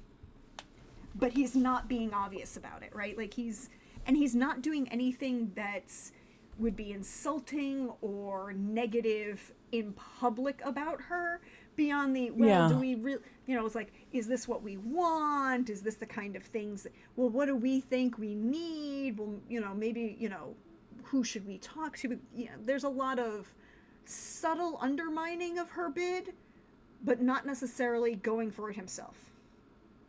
Yes. Right? Okay.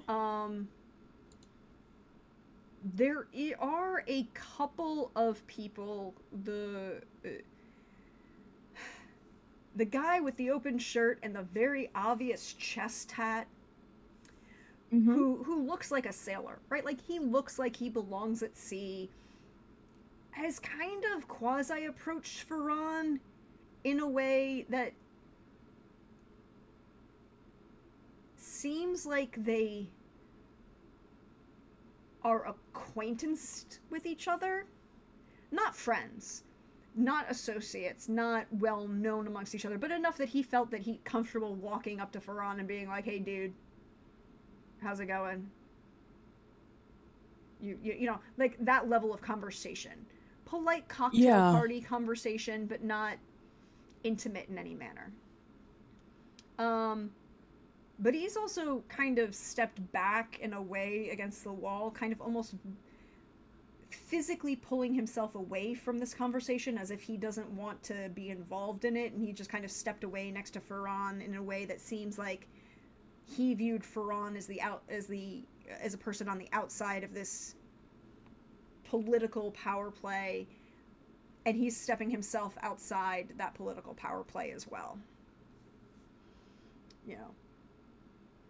And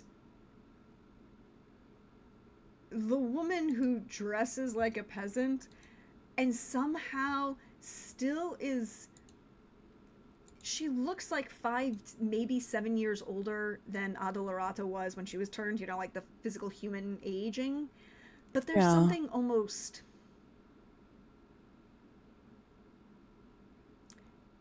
it's that level of, like, you see someone who's very obviously wealthy and spent a lot of time and money to look really good, and then somebody who just looks really good, and there's this, she's kind of quasi moving herself to the center of this horseshoe. She's not moving herself in a way that kind of, she's always staying equidistant away from Adolorata, not getting any closer to her, not pulling everybody. And there's just this, like, reverse magnetism between these two women that cannot come into the same sphere. There's tension there and a little bit of judgment. But there are a number of people who kind of have started to come to her in kind of that way of, like, hey, what's going on? Kind of thing. And then you would see Pietro walking towards the Ventru, who's kind of like has a number of people around him. Interesting. Okay. As I'm walking in and out of crowds, getting the general consensus, or the consensuses between themselves, because obviously there is a bit of, not confusion, but not really understanding what to do. Yeah, yeah, like this whole thing was totally unexpected and outside the norm.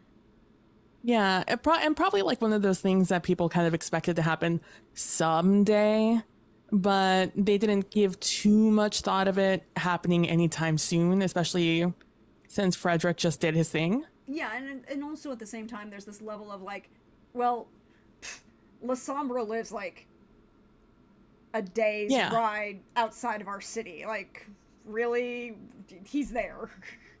That kind of Has anybody brought up La Sombra's name as I've been walking through, being just like with that sentiment almost exactly? There's been that question of like, you see people about to go, but what about, and then would make like cutting looks at Ferran, like almost the impression that Ferran's presence is La Sombra's okay that we can have this now, but why did what I'm you know, a lot of people are in this confusion of like, well, La Sombra is right over there, but you're saying we should do this. Okay, so he must have said something to you, right? Like that level of it's that level of conversation of the regional manager has come to the store or called all the store managers and has them all together, and you're like, but the CEO lives like right outside. Okay, I guess you're here. They must have agreed with this kind of thing. Yeah. So as that's what I'll do. I'm not going to approach anyone specifically.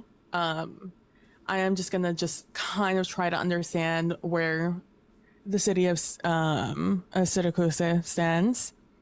And I will eventually make my way to the gentleman in the armor standing at the door, 1 foot out, 1 foot in. And I'm gonna say, well, you seem to be in a hurry to get out of here. My vote doesn't count in this. I didn't even need to be here.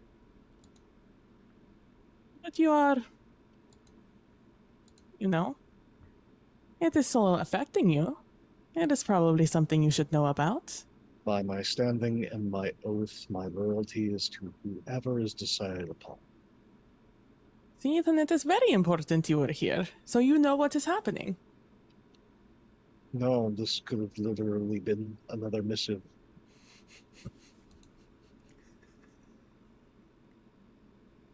That is not nearly as exciting as seeing the people. I mean, that person over there who announced it all, you would have never known who that was. You never know when you may need to see him again. He's not important. He is just a functionary of his law. Exactly. And I'm assuming that's who you interact with most. No, I'm technically beneath him. So unless the island was needing to foment a defense, there's really no reason for me to be here. No, there is always a reason to be everywhere. It's just a matter of figuring out why you are there.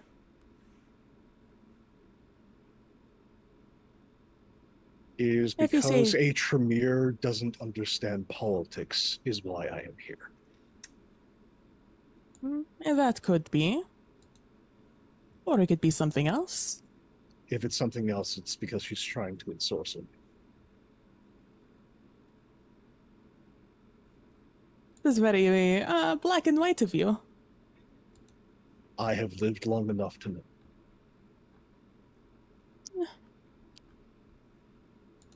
At least have a little bit of fun. When are we all together in one spot? Usually when the hunter is about to kill us all. Oh, you're so... What is the word? Pessimistic. You have to have a little bit more fun. Otherwise you get all wrinkly and very grumpy. You haven't met many Scots. That is true. Very cold up there. I like the warmth way too much.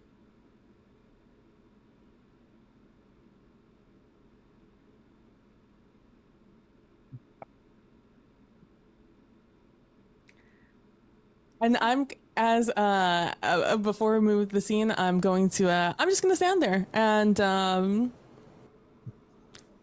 just like that pause we had there in that conversation, I just stand there in that pause, looking at him for as long as Sir Ludain wants as the scene moves away from us. Just awkward silence between the two, just staring at each other. Not even awkward. I'm just, comfortably standing there while Sir Ludain makes it an awkward moment. Okay. I believe it. So you step, and we're going to pan the camera across the room with Pietro striding over to Sebastiano Bonasera.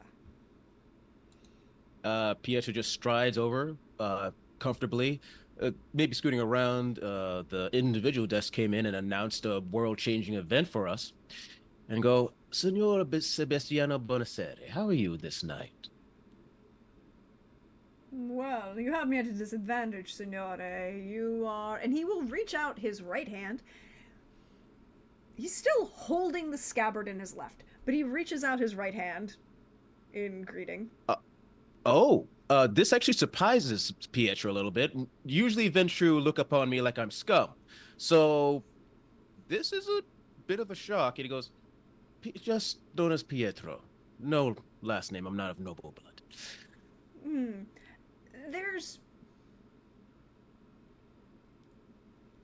Wait, did you roll... What was your last... You'd have to roll again. Perception. Okay. You'd have to roll perception empathy to get a vibe on him. Okay. If you want. Oh, yeah, definitely. Perception is 3, empathy is 1, so no negative there, so... 4. Oh, negative. No idea. Not a botch, though. Not a botch, thankfully. No successes, but not a botch. Botch. There hasn't been a botch yet this game. I'm sure that'll be fun. He does not seem... He maintains the same attitude, right? Like he keeps, he shakes his hand, shakes your hand, doesn't shake it quickly or get rid of it, doesn't, like wipe his hand on his pants or anything after he words. There's nothing to say that he is not acting the same level of etiquette. And he says, it's a pleasure. What business may I assist you with this evening? Well, originally, when I first came here, I wanted to have a possible business deal with you. And then, someone came in and brought up some news that promised great change. So perhaps the two can mix, yes? I was originally looking to acquire someone to perhaps help me acquire a ship to go about my previous business of acquiring goods for the city and for the country. If you get my drift. Interesting. Are we looking for goods that one might perhaps not have to pay taxes on? Yes. And of course, only for individuals that would be enemies of this fine country. I am loyal after all. Of course. We wouldn't want to worry about violating any treaties with the church now, right? Of course, we wouldn't want any. And I look at the individual. What was his name? Rafan? Veron. I look at like, yes, I feel that would lead to quite a bit of trouble. I'm not that silly. At least for now. I say that very low. Just very like, not anything openly anyway. And you can, I'm intrigued. We should have a more private meeting for ourselves for, business purposes. Of course. But we can have that perhaps tomorrow night, if you are willing. Oh, definitely, of course. A particular moment in time, or I can just come in whenever? Join me in my palazzo, say at Vespers. Of course. I would be glad to talk to you. But is there what is, and he kind of like will kind of not quite but kind of subtly guide the group around the two of you because there are still like two or Mm-hmm. three people who are trying to get his attention, one of whom is obviously a younger veteran who has gone, oh fuck this shit, going to my elder and getting, you know, Mm-hmm. direction, kind of. Mm. And is like, so, what is your feeling on this proposed idea? As, you know, and he's kind of pulled the whole group of you into one Mm-hmm. of these, like, what was, again, one of these pens that have kind of been opened up, and so it's like a little alcove area, little, you know, Mm-hmm. not pulling away from, so, not away so that you can't see what's going on in the center of the Mm-hmm. space, but just kind of giving the impression of breaking the circle, as it were. Well, like I said, I usually am outside of this little island on my own business, trying to get business going. I generally don't bother with politics. It's, at least for me, it can be quite restrictive. But I do come in every once in a while for business dealings, for finances. And at least in my opinion, and perhaps this is a bit selfish of me, I would most likely choose an individual that would ensure that my business goes on as properly as possible, profitably as possible, and probably can expand in the future in a proper direction. Hmm.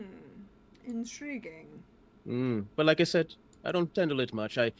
I'm a simple man with simple needs. As long as they're fulfilled and perhaps enhanced later on, I will be satisfied.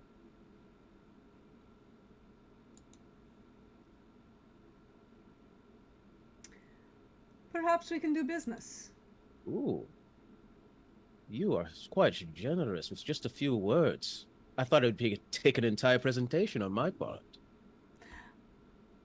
There are some who've already spoken well of your acumen, one might say. Mm-hmm. He very obviously is.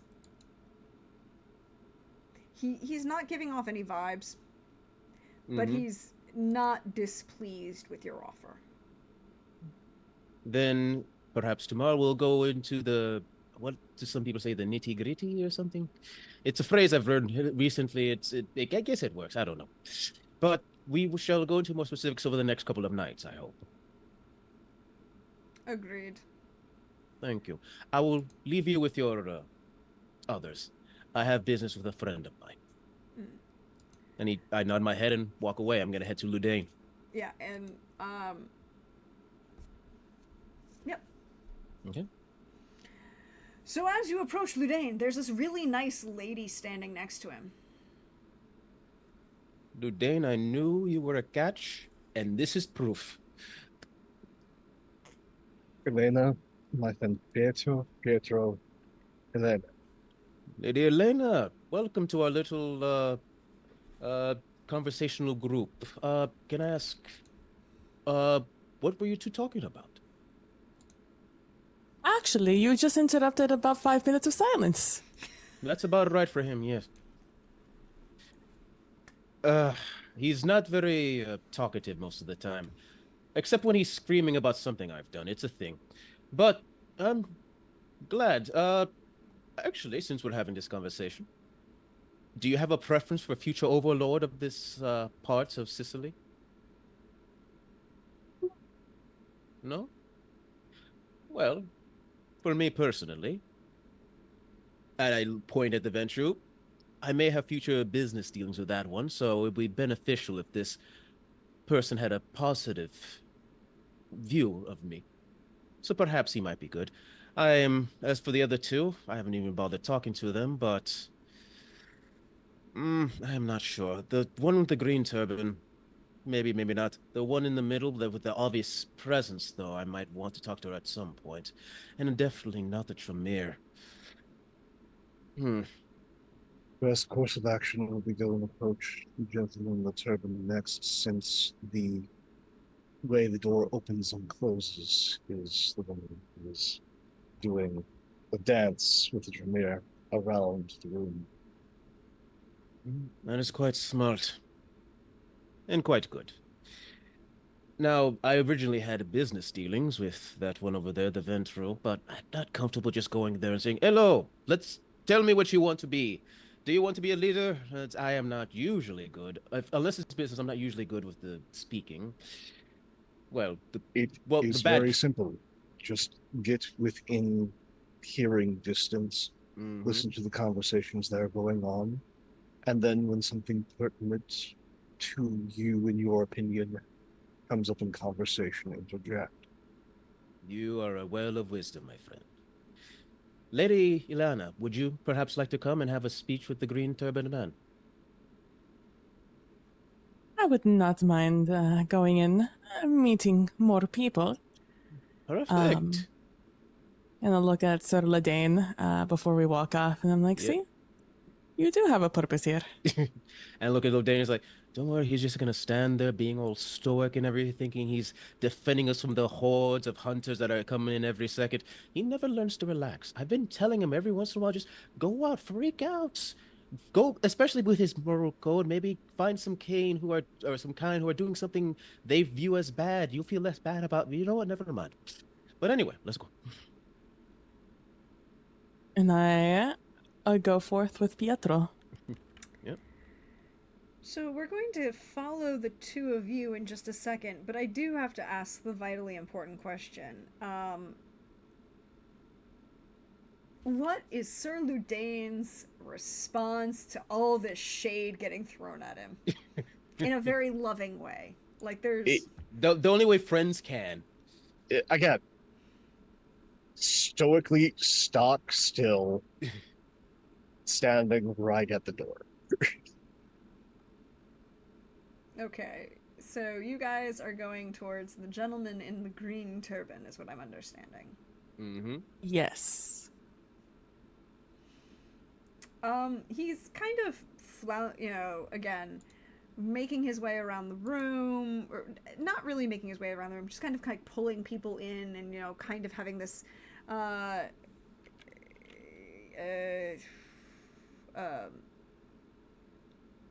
what's the word I'm looking for? God, wrong language. Having like this attitude of,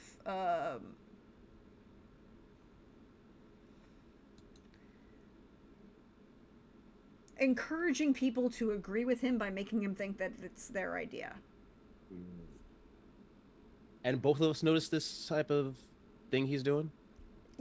Both of you have that kind. You would have had that role previously, Yeah, and Elena would have noticed that. So he's playing it really well. I whisper to her, "This one knows how to play the game." Well, you have to if you're going to be so loud. True.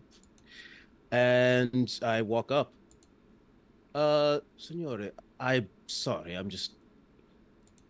I am being impolite. I walked in, and obviously you're a man of presence and with gathering so many, but I'm sorry to say I don't know who you are. It is quite all right, my friend. I am merely a humble servant. You may call me Zuvier. Zuvier, Pietro. A pleasure. I question. Mm-hmm. How do you... Zuvier. Sorry, I misspell things. How do you feel about this proposal? I have been concerned. I've been gathering my friends here to give me some ideas. I mean, perhaps one might wish, to gain this kind of authority over this island and allow for this. But I mean, what do you perceive as the most important qualities in a ruler for us? I mean, I want your opinion.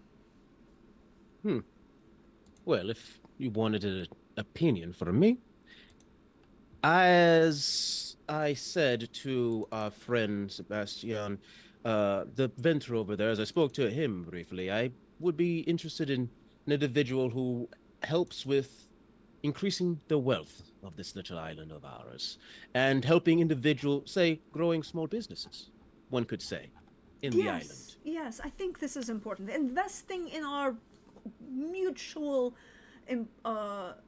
good, right? I mean, the benefits of one do not necessarily lead to the benefits of the others. We are in agreement, of course. Mm-hmm. And we must work towards working together and leading our own, leading each other into a better place. All Pietro hears is, wow, he said so many sentences to say nothing. Yep. Yep, and he's like, interesting.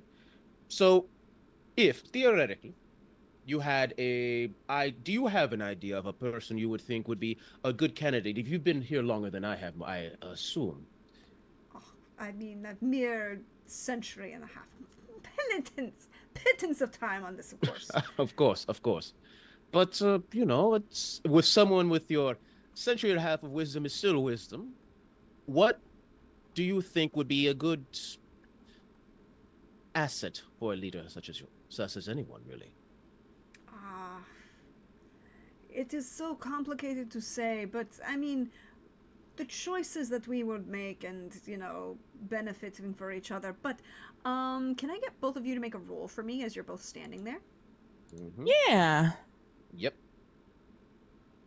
Can you give me perception occult? Okay. Reception occult. Since you're standing right next to him. Oh, that is 2 successes? Yay, 2 successes. Mm-hmm. None. Mm. So, Pietro, you're sitting here chatting with this dude, and it's real obvious that he's kind of playing this game, and you've already noticed that he kind of isn't saying a whole lot. And it's just this subtle movement as he moves through the darkness and the play of light and shadow across his face from the lanterns. You realize that it's not just a play of light and shadow from the candles and lanterns. That's his aura, having this little play of light and shadow. Big black streaks of it. Big black streaks of shadow? Yeah, across his aura.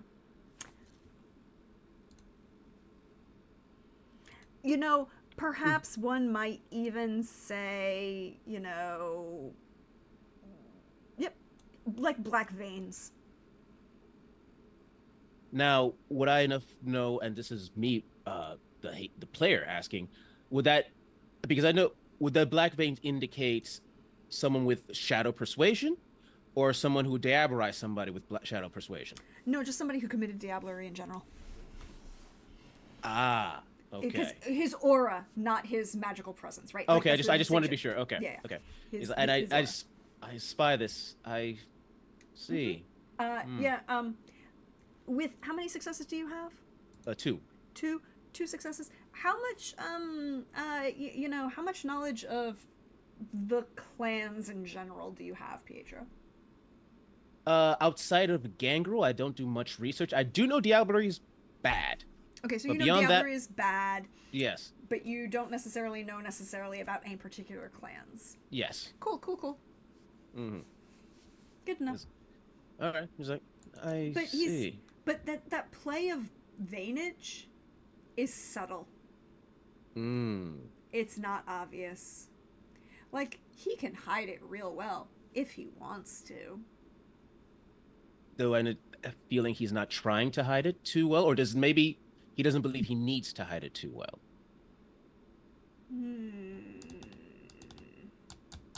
What was your perception empathy on him? I think it was 1 or 2. I can't remember exactly. No, it was nothing. Oh, was it nothing? Never mind then. Yeah, because you rolled those, right? Because you rolled perception empathy?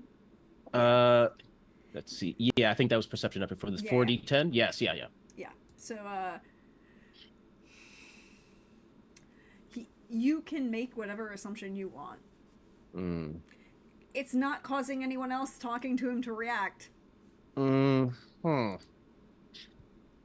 Listen, Pietro generally likes to not. He's not afraid of trouble, but he's smart enough not to put himself into trouble when it's not necessary. And he sees this clear line of diablerie and looks and decides that's future trouble happening. He's like, Lady Elena, you have any thing you wish to state? Any questions for this gentleman?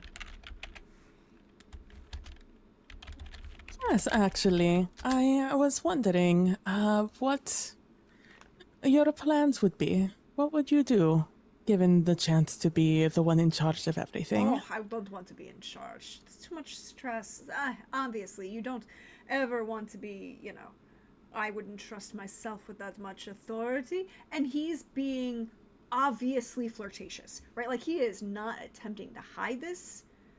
But Elena, what is your manipulation score? Like, you're straight 5. 5. Yeah. He's also not trying to actually seduce you into anything, right? He's not trying to manipulate you. Maybe other people around you, and he's continuing this level of flirtation, the same level of flirtation he had earlier with that, like, service industry worker flirting that he was doing with other people. I play into it. I'm like, yes, but if we are imagining if you were in charge, which I do not think you would do as bad of a job as you may think. What would you do? I mean, there's of course the question of who one wouldn't choose to fix such a thing. Honestly, I think the biggest thing we need to be concerned about in this day and age is, how to attract more wonderful women like you to this wonderful island. And he is leaning hard into it. And Pietro rolls his fucking eyes. Yeah, go for it. He is, but it's that level of going back and forth, right? Like, that he doesn't really mean this flirtation in any way that's manipulated to you, and he knows that you recognize that, right? Like, he's not trying to hide this. He's playing with you, and he's trying to get you to play with him for the rest of the crowd.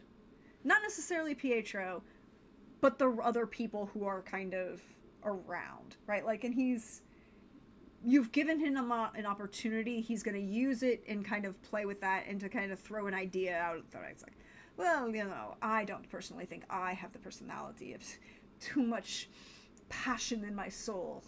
Who wants to sit there and read letters or deal with all of the petty grievances of kindred and clan politics? No, that does not mean. But perhaps there are others in this city that might be better at it. I mean, like, we want somebody who is calm, right? And he's using the conversation with you to throw out his own suggestions of who it should actually be.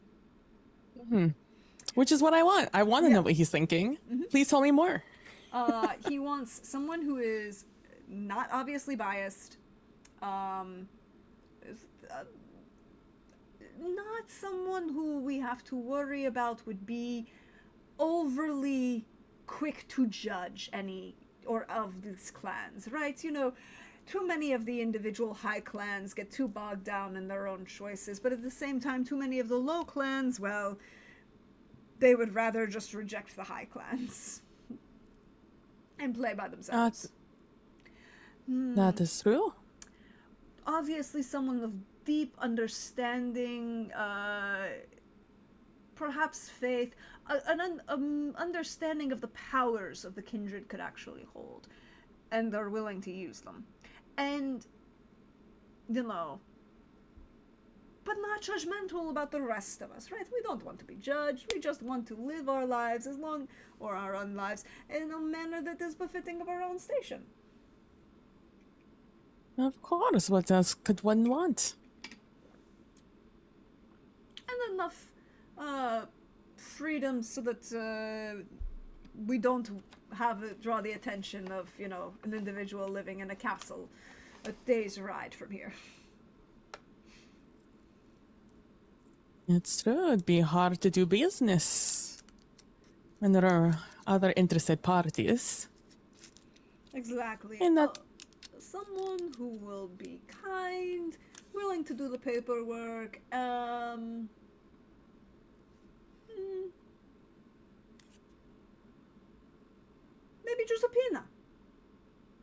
Perhaps.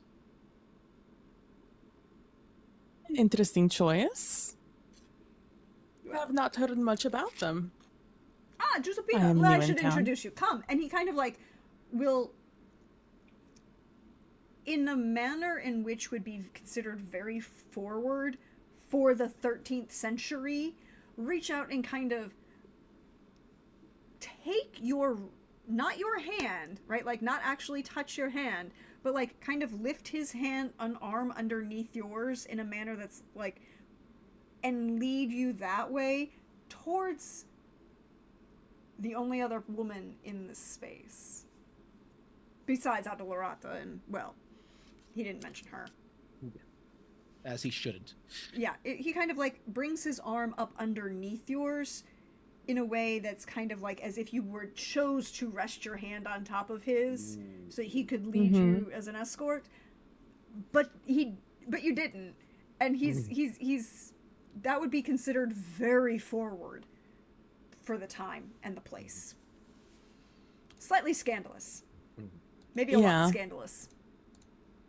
And as we're walking, hurriedly, I'm assuming, towards... He's not rushing, but he's kind of like making it obvious that he's leading you, and by association, everyone who is behind him, over to Giuseppina.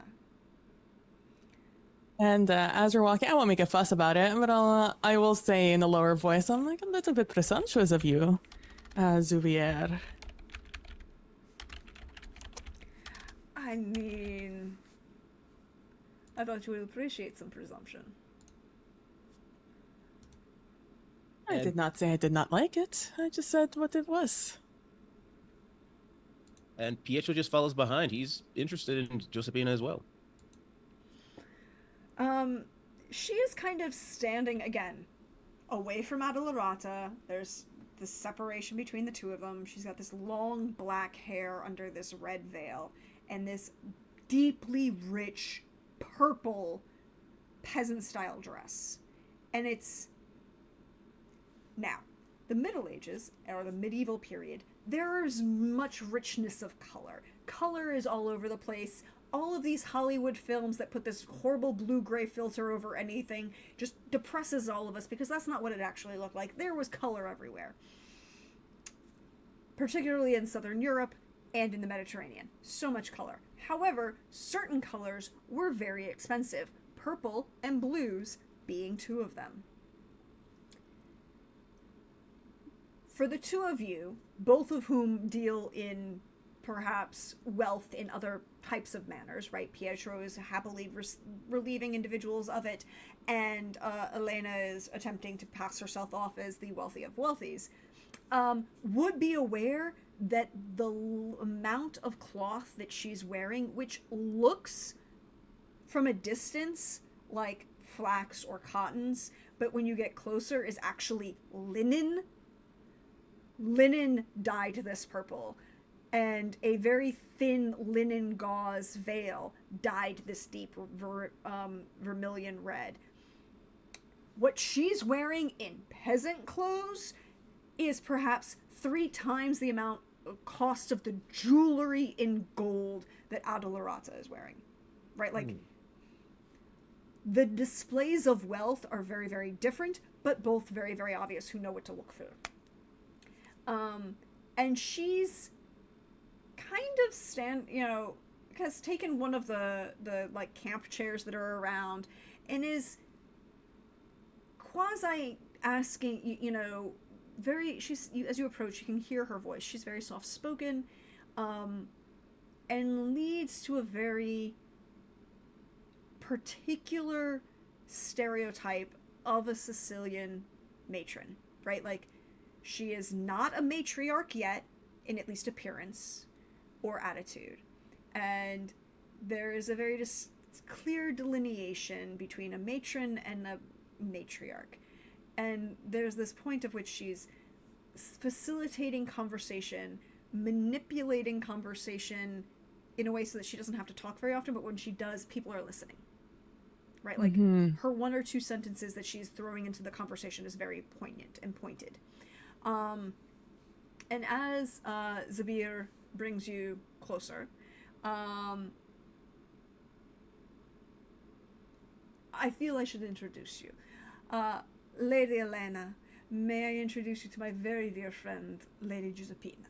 Giuseppina, this is my new friend, Lady Elena. And my future acquaintance, Pietro. And he Good day, my lady. kind of reaches back to kind of like clap you on the shoulder kind of thing. And Pietro was shocked. He goes, "Oh, I'm still part of this." Oh, okay. Yeah. Yeah. You... I say it is an honor to meet you, Lady Giuseppina. Same as for me as well, Lady Giuseppina. I have, you know, I am pleased to make your acquaintance. I was quite surprised to see the both of you here. Mostly because I was not sure that any of us should have been here. This seems quite rushed an event. As my friend Ludain once said, this could have been a missive. Perhaps, but it also seems... Why do we need to make such a determination so quickly? Peace amongst the Hind have only been assigned for a mere week. And change of hands hasn't even happened in some places. Are we even quite sure that we are ready for such just monumental choices to be made? Perhaps someone feels there needs to be a rush for a particular reason.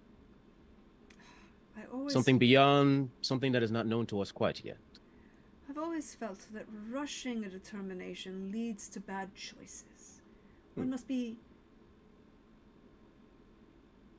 well, intentional in everything. Yes, without intention, what is the point of a decision? Yes. Well, we all know what happened to Carthage. Why wouldn't want something like that to happen here? Oh, it's such a lovely place, Sicily. Syracuse. I don't know why I keep calling it Sicily. I mean, you can say that the island itself is lovely as well. Yeah. True. I mean, Syracuse, Sicily, it is such a beautiful location with such interesting individuals living in it. I would hate to see such a beautiful place be bogged down by unnecessary politics. Yes, I feel like the politics of this point are just distracting us from perhaps our higher purposes. Higher purposes? Well, we all know that Kindred all are unique and have a reason for being.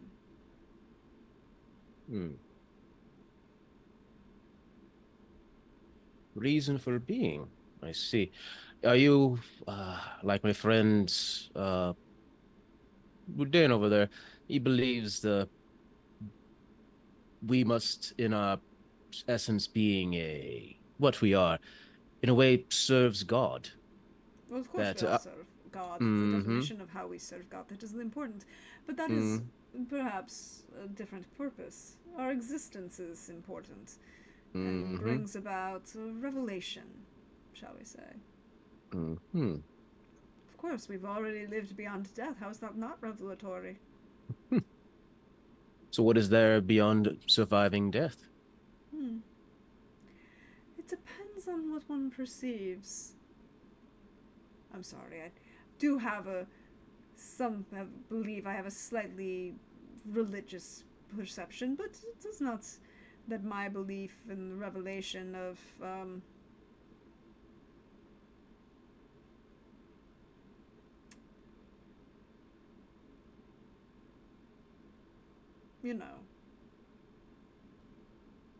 the further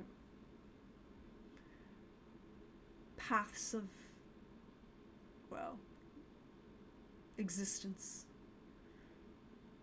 But then again, my forefather believed and understood the revelations of death. Interesting. Well, you must believe in something. Oh, I believe in many things. Exactly. Otherwise, what is the point? such a long-lived life. Yes, at least in my opinion, it's about finding excitement when you can. The fight between life and death, even for those of our nature, can be quite exciting, depending on the situation. It's funny. I did not expect to speak of philosophy when determination of who might be next on the throne. Well, one would hope the person who takes authority of this land believes in something, has a philosophy. As we know, there are those out there who have none. This is very true. Many do not understand their purpose, or perhaps even reject certain truths of revelation and of our existence. What would you consider a truth of our existence? Something that in your mind is quintessential to being what we are. We are not human, but we are not monsters. True. Death should not be considered a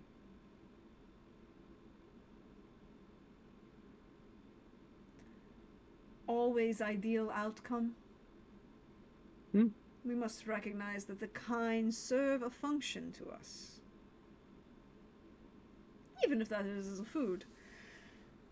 Kill too many of the cattle and that leaves us all starving. That is very wise. I've seen too many of our kind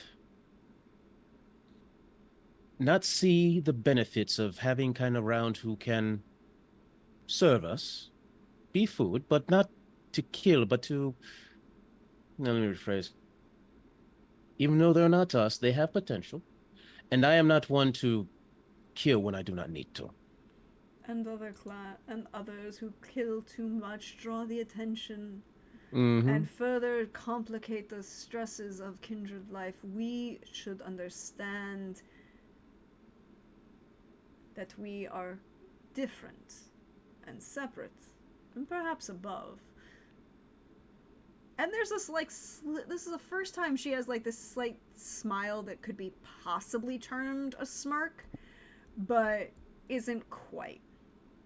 Can I make a roll to see how much of what she's saying is bullshit? Does she really believe, or is she trying to hide something? So you want perception empathy is what I'm hearing. Perception empathy, thank you. Perception empathy, that's a 4 from me. Oh, that's 2 successes so far. Just 2 successes.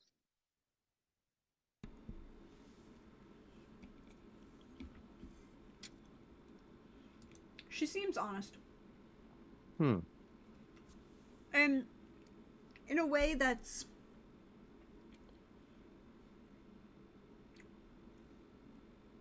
not judgmental, but this knowledge that somehow she knows more than others, and she doesn't necessarily judge other people for not knowing, except Adelarata. She definitely judges her, but that's a true. Well, as you should. Who does not? Honestly, at this function, I think we all share that sentiment. Yeah, yep. Well, Zubair here believes that you would be a good candidate for ruling over this area, I believe. What is your opinion of that? I would not turn down the position if it came to me. I believe we should all serve our higher purpose and provide a betterment for our kindred as it comes. Also recognizing that some are not necessarily in the best mindset to lead. She is not subtle in that kind of maloik she throws at Adelarata at that moment. And I believe that perhaps it is important that we recognize that while Lord the Sombra slumbers on this island, it doesn't necessarily mean that we have to swear our fealty to his court. Pietro raises an eyebrow. But perhaps acknowledge that it is important to work with his court.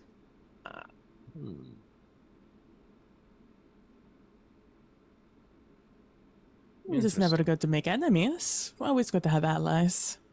Friends are so much more, is always better than enemies, but it is also important to not be too giving in who you make friends with. A wise take. Indeed.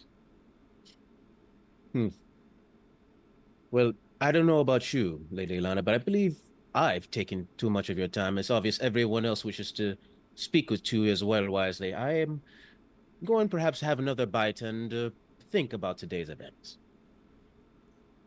I wish you great contemplation. May the revelations of the Lord be upon you. You as well. Look, I'm trying to maintain eye contact, and then Pope's face is just in my corner of my vision, having reactions.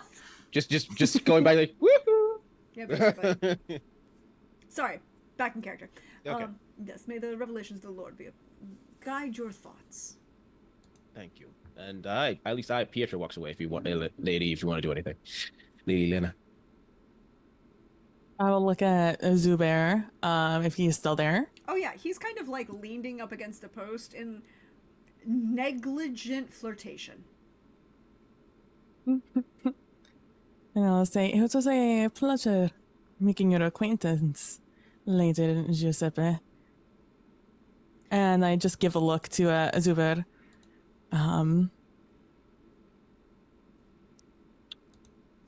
May you go far in this life. And I walk away.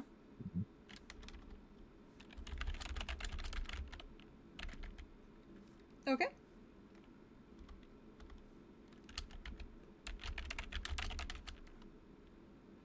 Walk away to Sir Lodane, to be more specific. Yeah. So you walk away to Sir Lodane. Pietro is also walked away. I'm also walking to Sir Lodane. Sir My buddy. Lodane is the pinpoint that we are showing up against, as everyone else is kind of splitting into spheres, right? Like, there's still a couple people, like Adelarata is continuing to campaign hard around the room. Giuseppina is staying in that chair, kind of letting people come to her. And Zabir is occasionally, like, moving himself to kind of talk to the undecided. And Sebastiano is interestingly kind of staying out of the fight between Adelarata and Giuseppina. Not obviously picking sides at the moment. All right. Then I arrive at Lodane, unless someone stops me. Not at the moment. Okay. So, Lodane, my friend, it was some interesting conversations I just had. The one, Sebastiano, good businessman, I can see good business coming from him. The Zubair individual had no wish to be leader, but led us to Giuseppina. Although I did have one big concern. He had slight black veins on his aura. There is, when you say that, like, he goes from being the standard stock still. You have fought with him long enough that you know that he goes from standing flat-footed. Now he's slightly on the balls of his feet. We're in Elysium. Remember that. He just nods. But what has caused you to be so as for the ready? unless permission was given, that is a sin that is not forgivable, that cannot be forgiven. But here's the truth that I saw. He wasn't trying too hard to hide it, at least to those with eyes that could see. Most of the younger ones were blind to it, but I feel like there was a message there by showing it to someone like me. And the more because he wished us to talk to Josephina, the more they talked about being true to their nature, to our nature as kindred. She spoke very well, but something feels off to me. Lady Ilana, any opinion?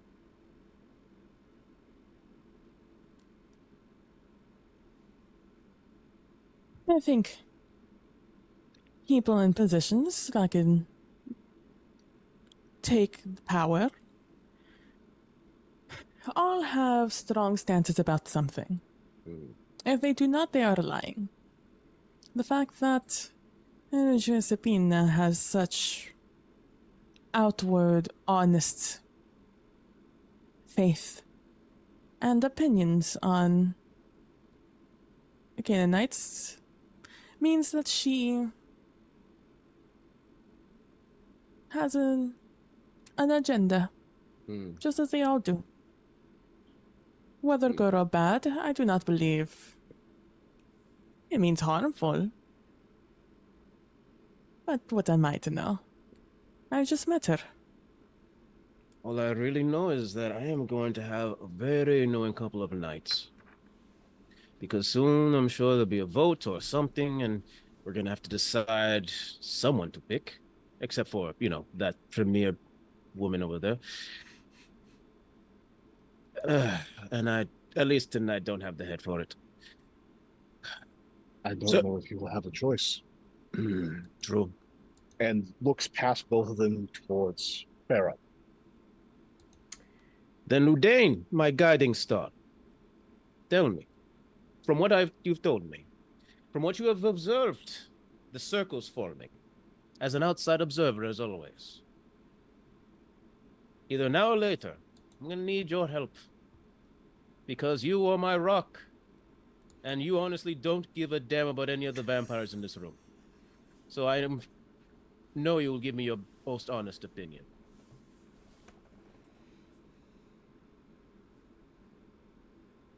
Well, if you want to be spiteful, you pick Farah.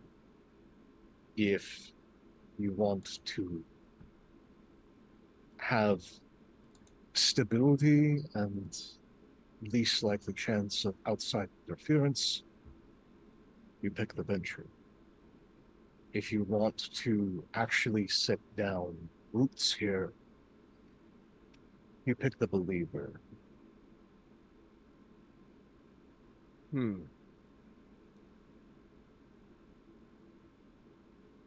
Well,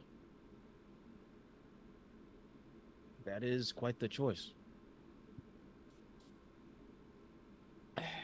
Now, Prax, quick question. We don't need to decide tonight, do we? Oh no. Okay. The assumption is that no vote was be happening tonight. The expression would be that there would be no vote happening tonight. Okay. Mostly because the only possible person who knew that this was possibly happening was Abdularata, and perhaps other people wish to campaign. Okay. We will find out. Mm-hmm. But I think we're going to let you leave this night and make your way back to your havens as the night grows short and the day approaches. Mm-hmm. And we see one thing as the three and many of you leave this underground area of the arena. Ferran does not step outside the arena. He steps back into the shadows further and further. And Zabir, well, he leaves the Elysium last. and makes his way through the night, away from any other kindred of this city.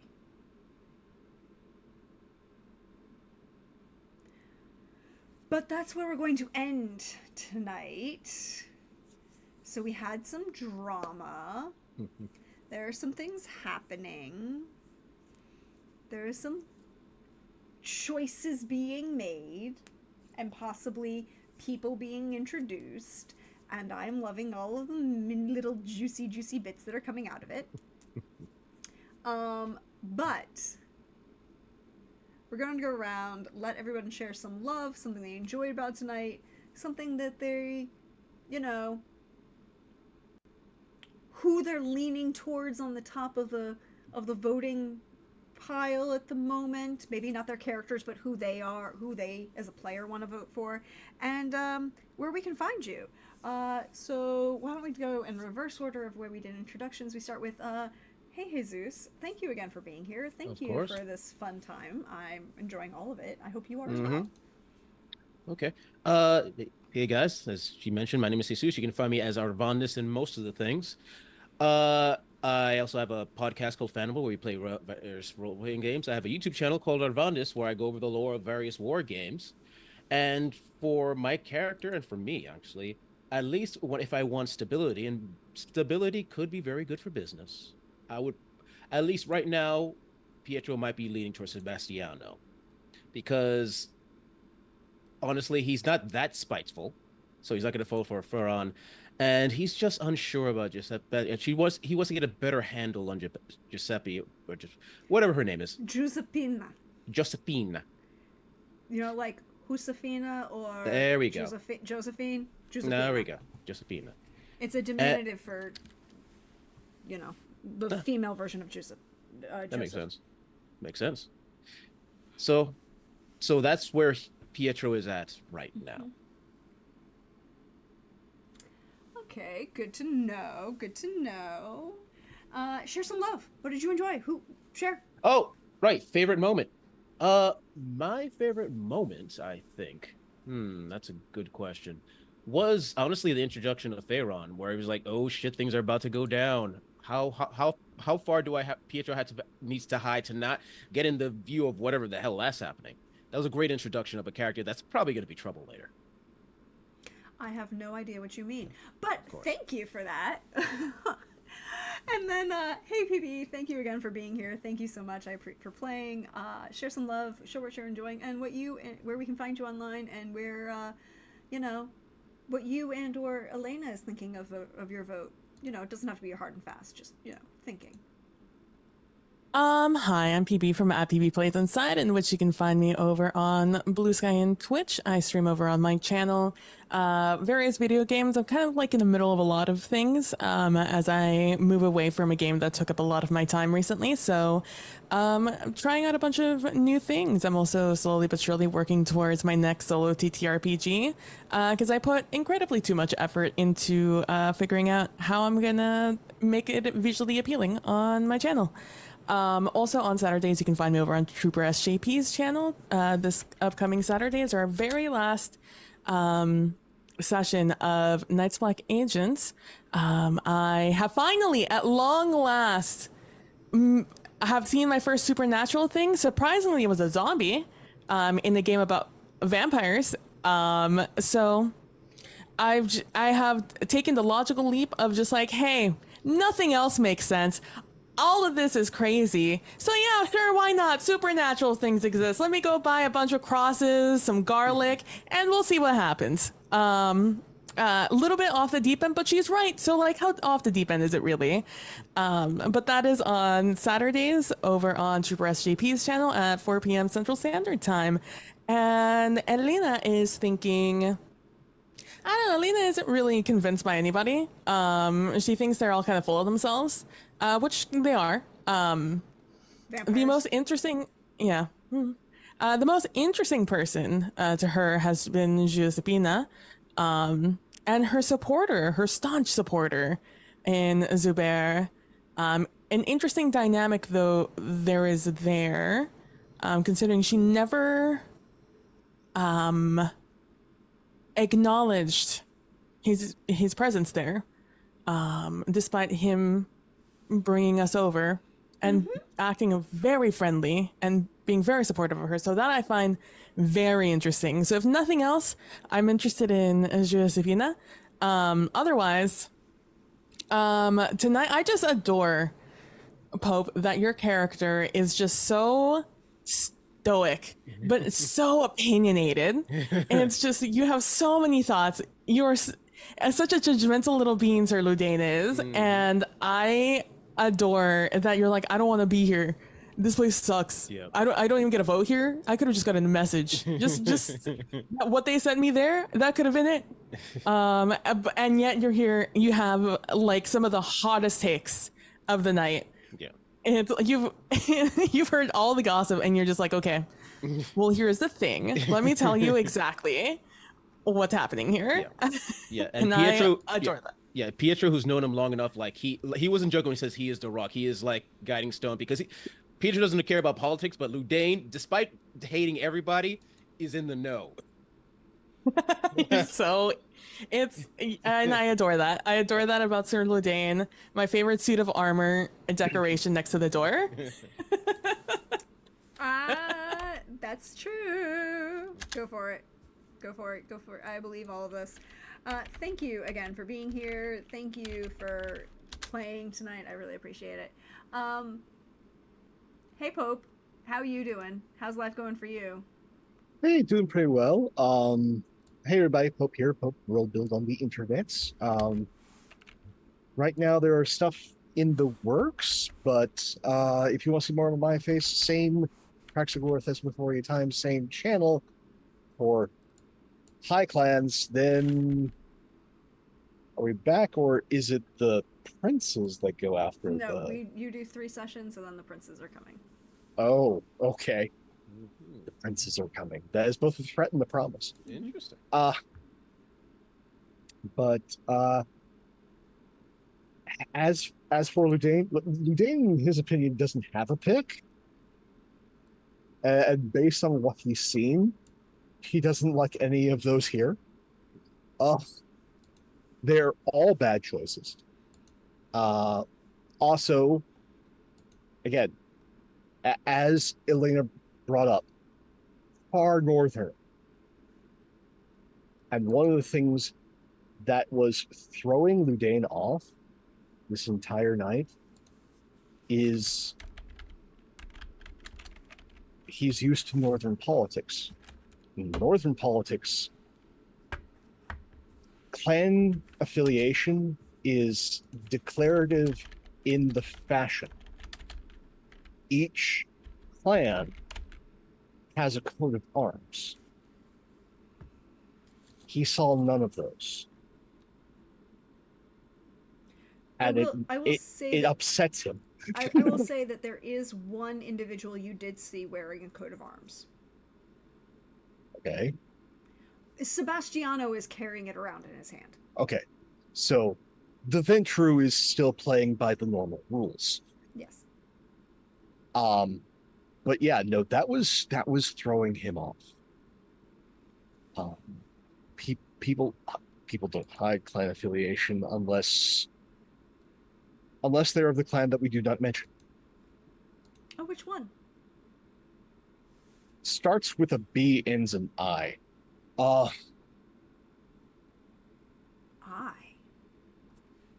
The Bali. Oh yeah. Sorry. Going on.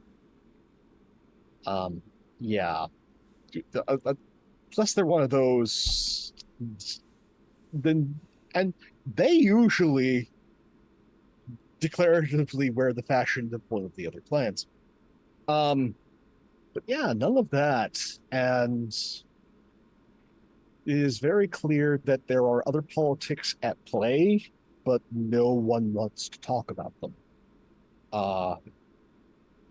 And Ludain is very much as PV pointed out, he is the angry, disenfranchised uncle to this room. And really this could have been an email. But as for like the enjoyment, there's so much to go around. Between, getting to see a bit of Elena, especially with Subir, in that entire let me take you to the person that I want to take you to. And again, that specific mention of customer service flirtation, which if you've ever worked customer service, if you've ever worked, God forbid, food service or retail, you know precisely what that is. Absolutely. And the fact that that was coming off the Diablerist speaks volumes. So that's fun. And then Pietro like going around trying to get as best a read, got some surprising reads. Like that's the thing. Like I love that Pietro in some ways is his biggest hype man, but he's also his biggest detractor. Because like, oh, I don't do politics. You're a gangrel, you're clan. You have all the politics to play for. Because the secret is, and it always has been, the other clans can't rule if Clan Gangrel does not support them. Because they are amongst the deadliest and the hardest to find and kill. So without their support, it is an empty throne. It is a paper crown. So it is interesting to see where he goes next. And then with Elena, like, we know as the audience much more than what the entire like community knows. For all intents and purposes, with how she was playing herself, at least at this night, where a bunch of people aren't wearing anything declarative of what clan, if they're just going off presentation, then Elena's a rose through and through. And unless certain people were really scrutinizing the crowd, having aura perception of, they know nothing. So it's going to be interesting to see going forward who courts whom. Because there's going to be somebody that needs Pietro and Elena on their side. And I am deeply intrigued who's going to be the one that not just campaigns for them, for their vote, but how they go about it. Because that is going to be everything going forward. And thank you all so much for being here. We're live, VOD, YouTube, stories, nothing without science. We're much part of this as we are. Take care of yourselves, one another. And again, Prax, thank you so much for this. It is... Yes. I didn't know I was missing this. I haven't done Dark Ages in over a decade. But boy, howdy, I miss this. So thank you.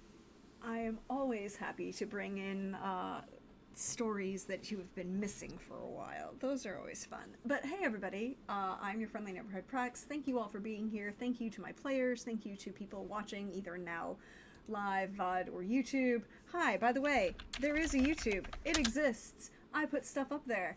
It can, if you missed anything out on the previous session or the first session, all of that will be up on YouTube tomorrow. Everything will be there. You can also, if you want to support the channel, I have a Ko-Fi for that. That helps run the channel, puts everything into production, support, overlays, all of these great things. You can also buy some merch. There's a merch store. It has stuff. Some of it's been retired, and they're really kind of nice. I like them. Also, all of this is great. You can come support that. But as for me, you can find me on Twitter at Deirdre Donlan on Twitter, or Prexgorthesmeaphoria is to see me around here on Twitch. Prex the Bard over on Blue Sky and Hive and Instagram. I'm posting a bunch of interesting things. Stay tuned. We haven't had any book club recently because I've been really busy on Saturdays. But I have been reading a bunch of new stuff, so we can talk about new books. Certain people in this audience or on this call are kind of looking at me like they are anticipating certain things that I may be talking about. Lots of murder. It's a thing.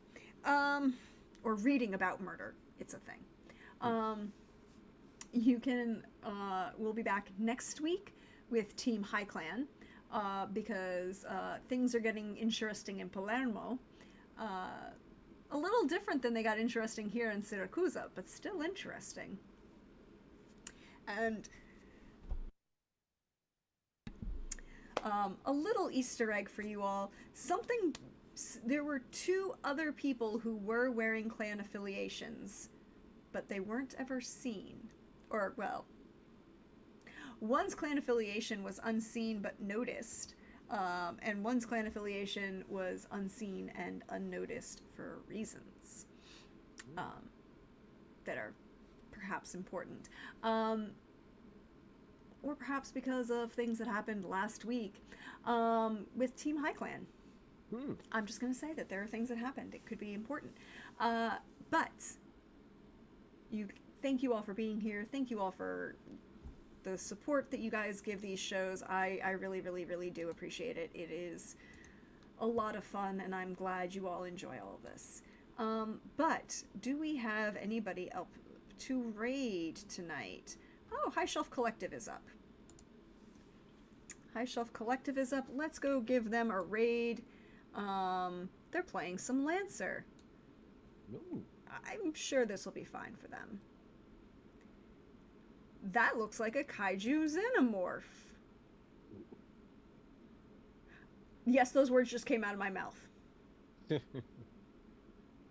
I would just like to tell you all that words just literally came out of my mouth. I'm quite sure they're going to have a great time, but thank you all for being here, and I can't wait to see you all next time.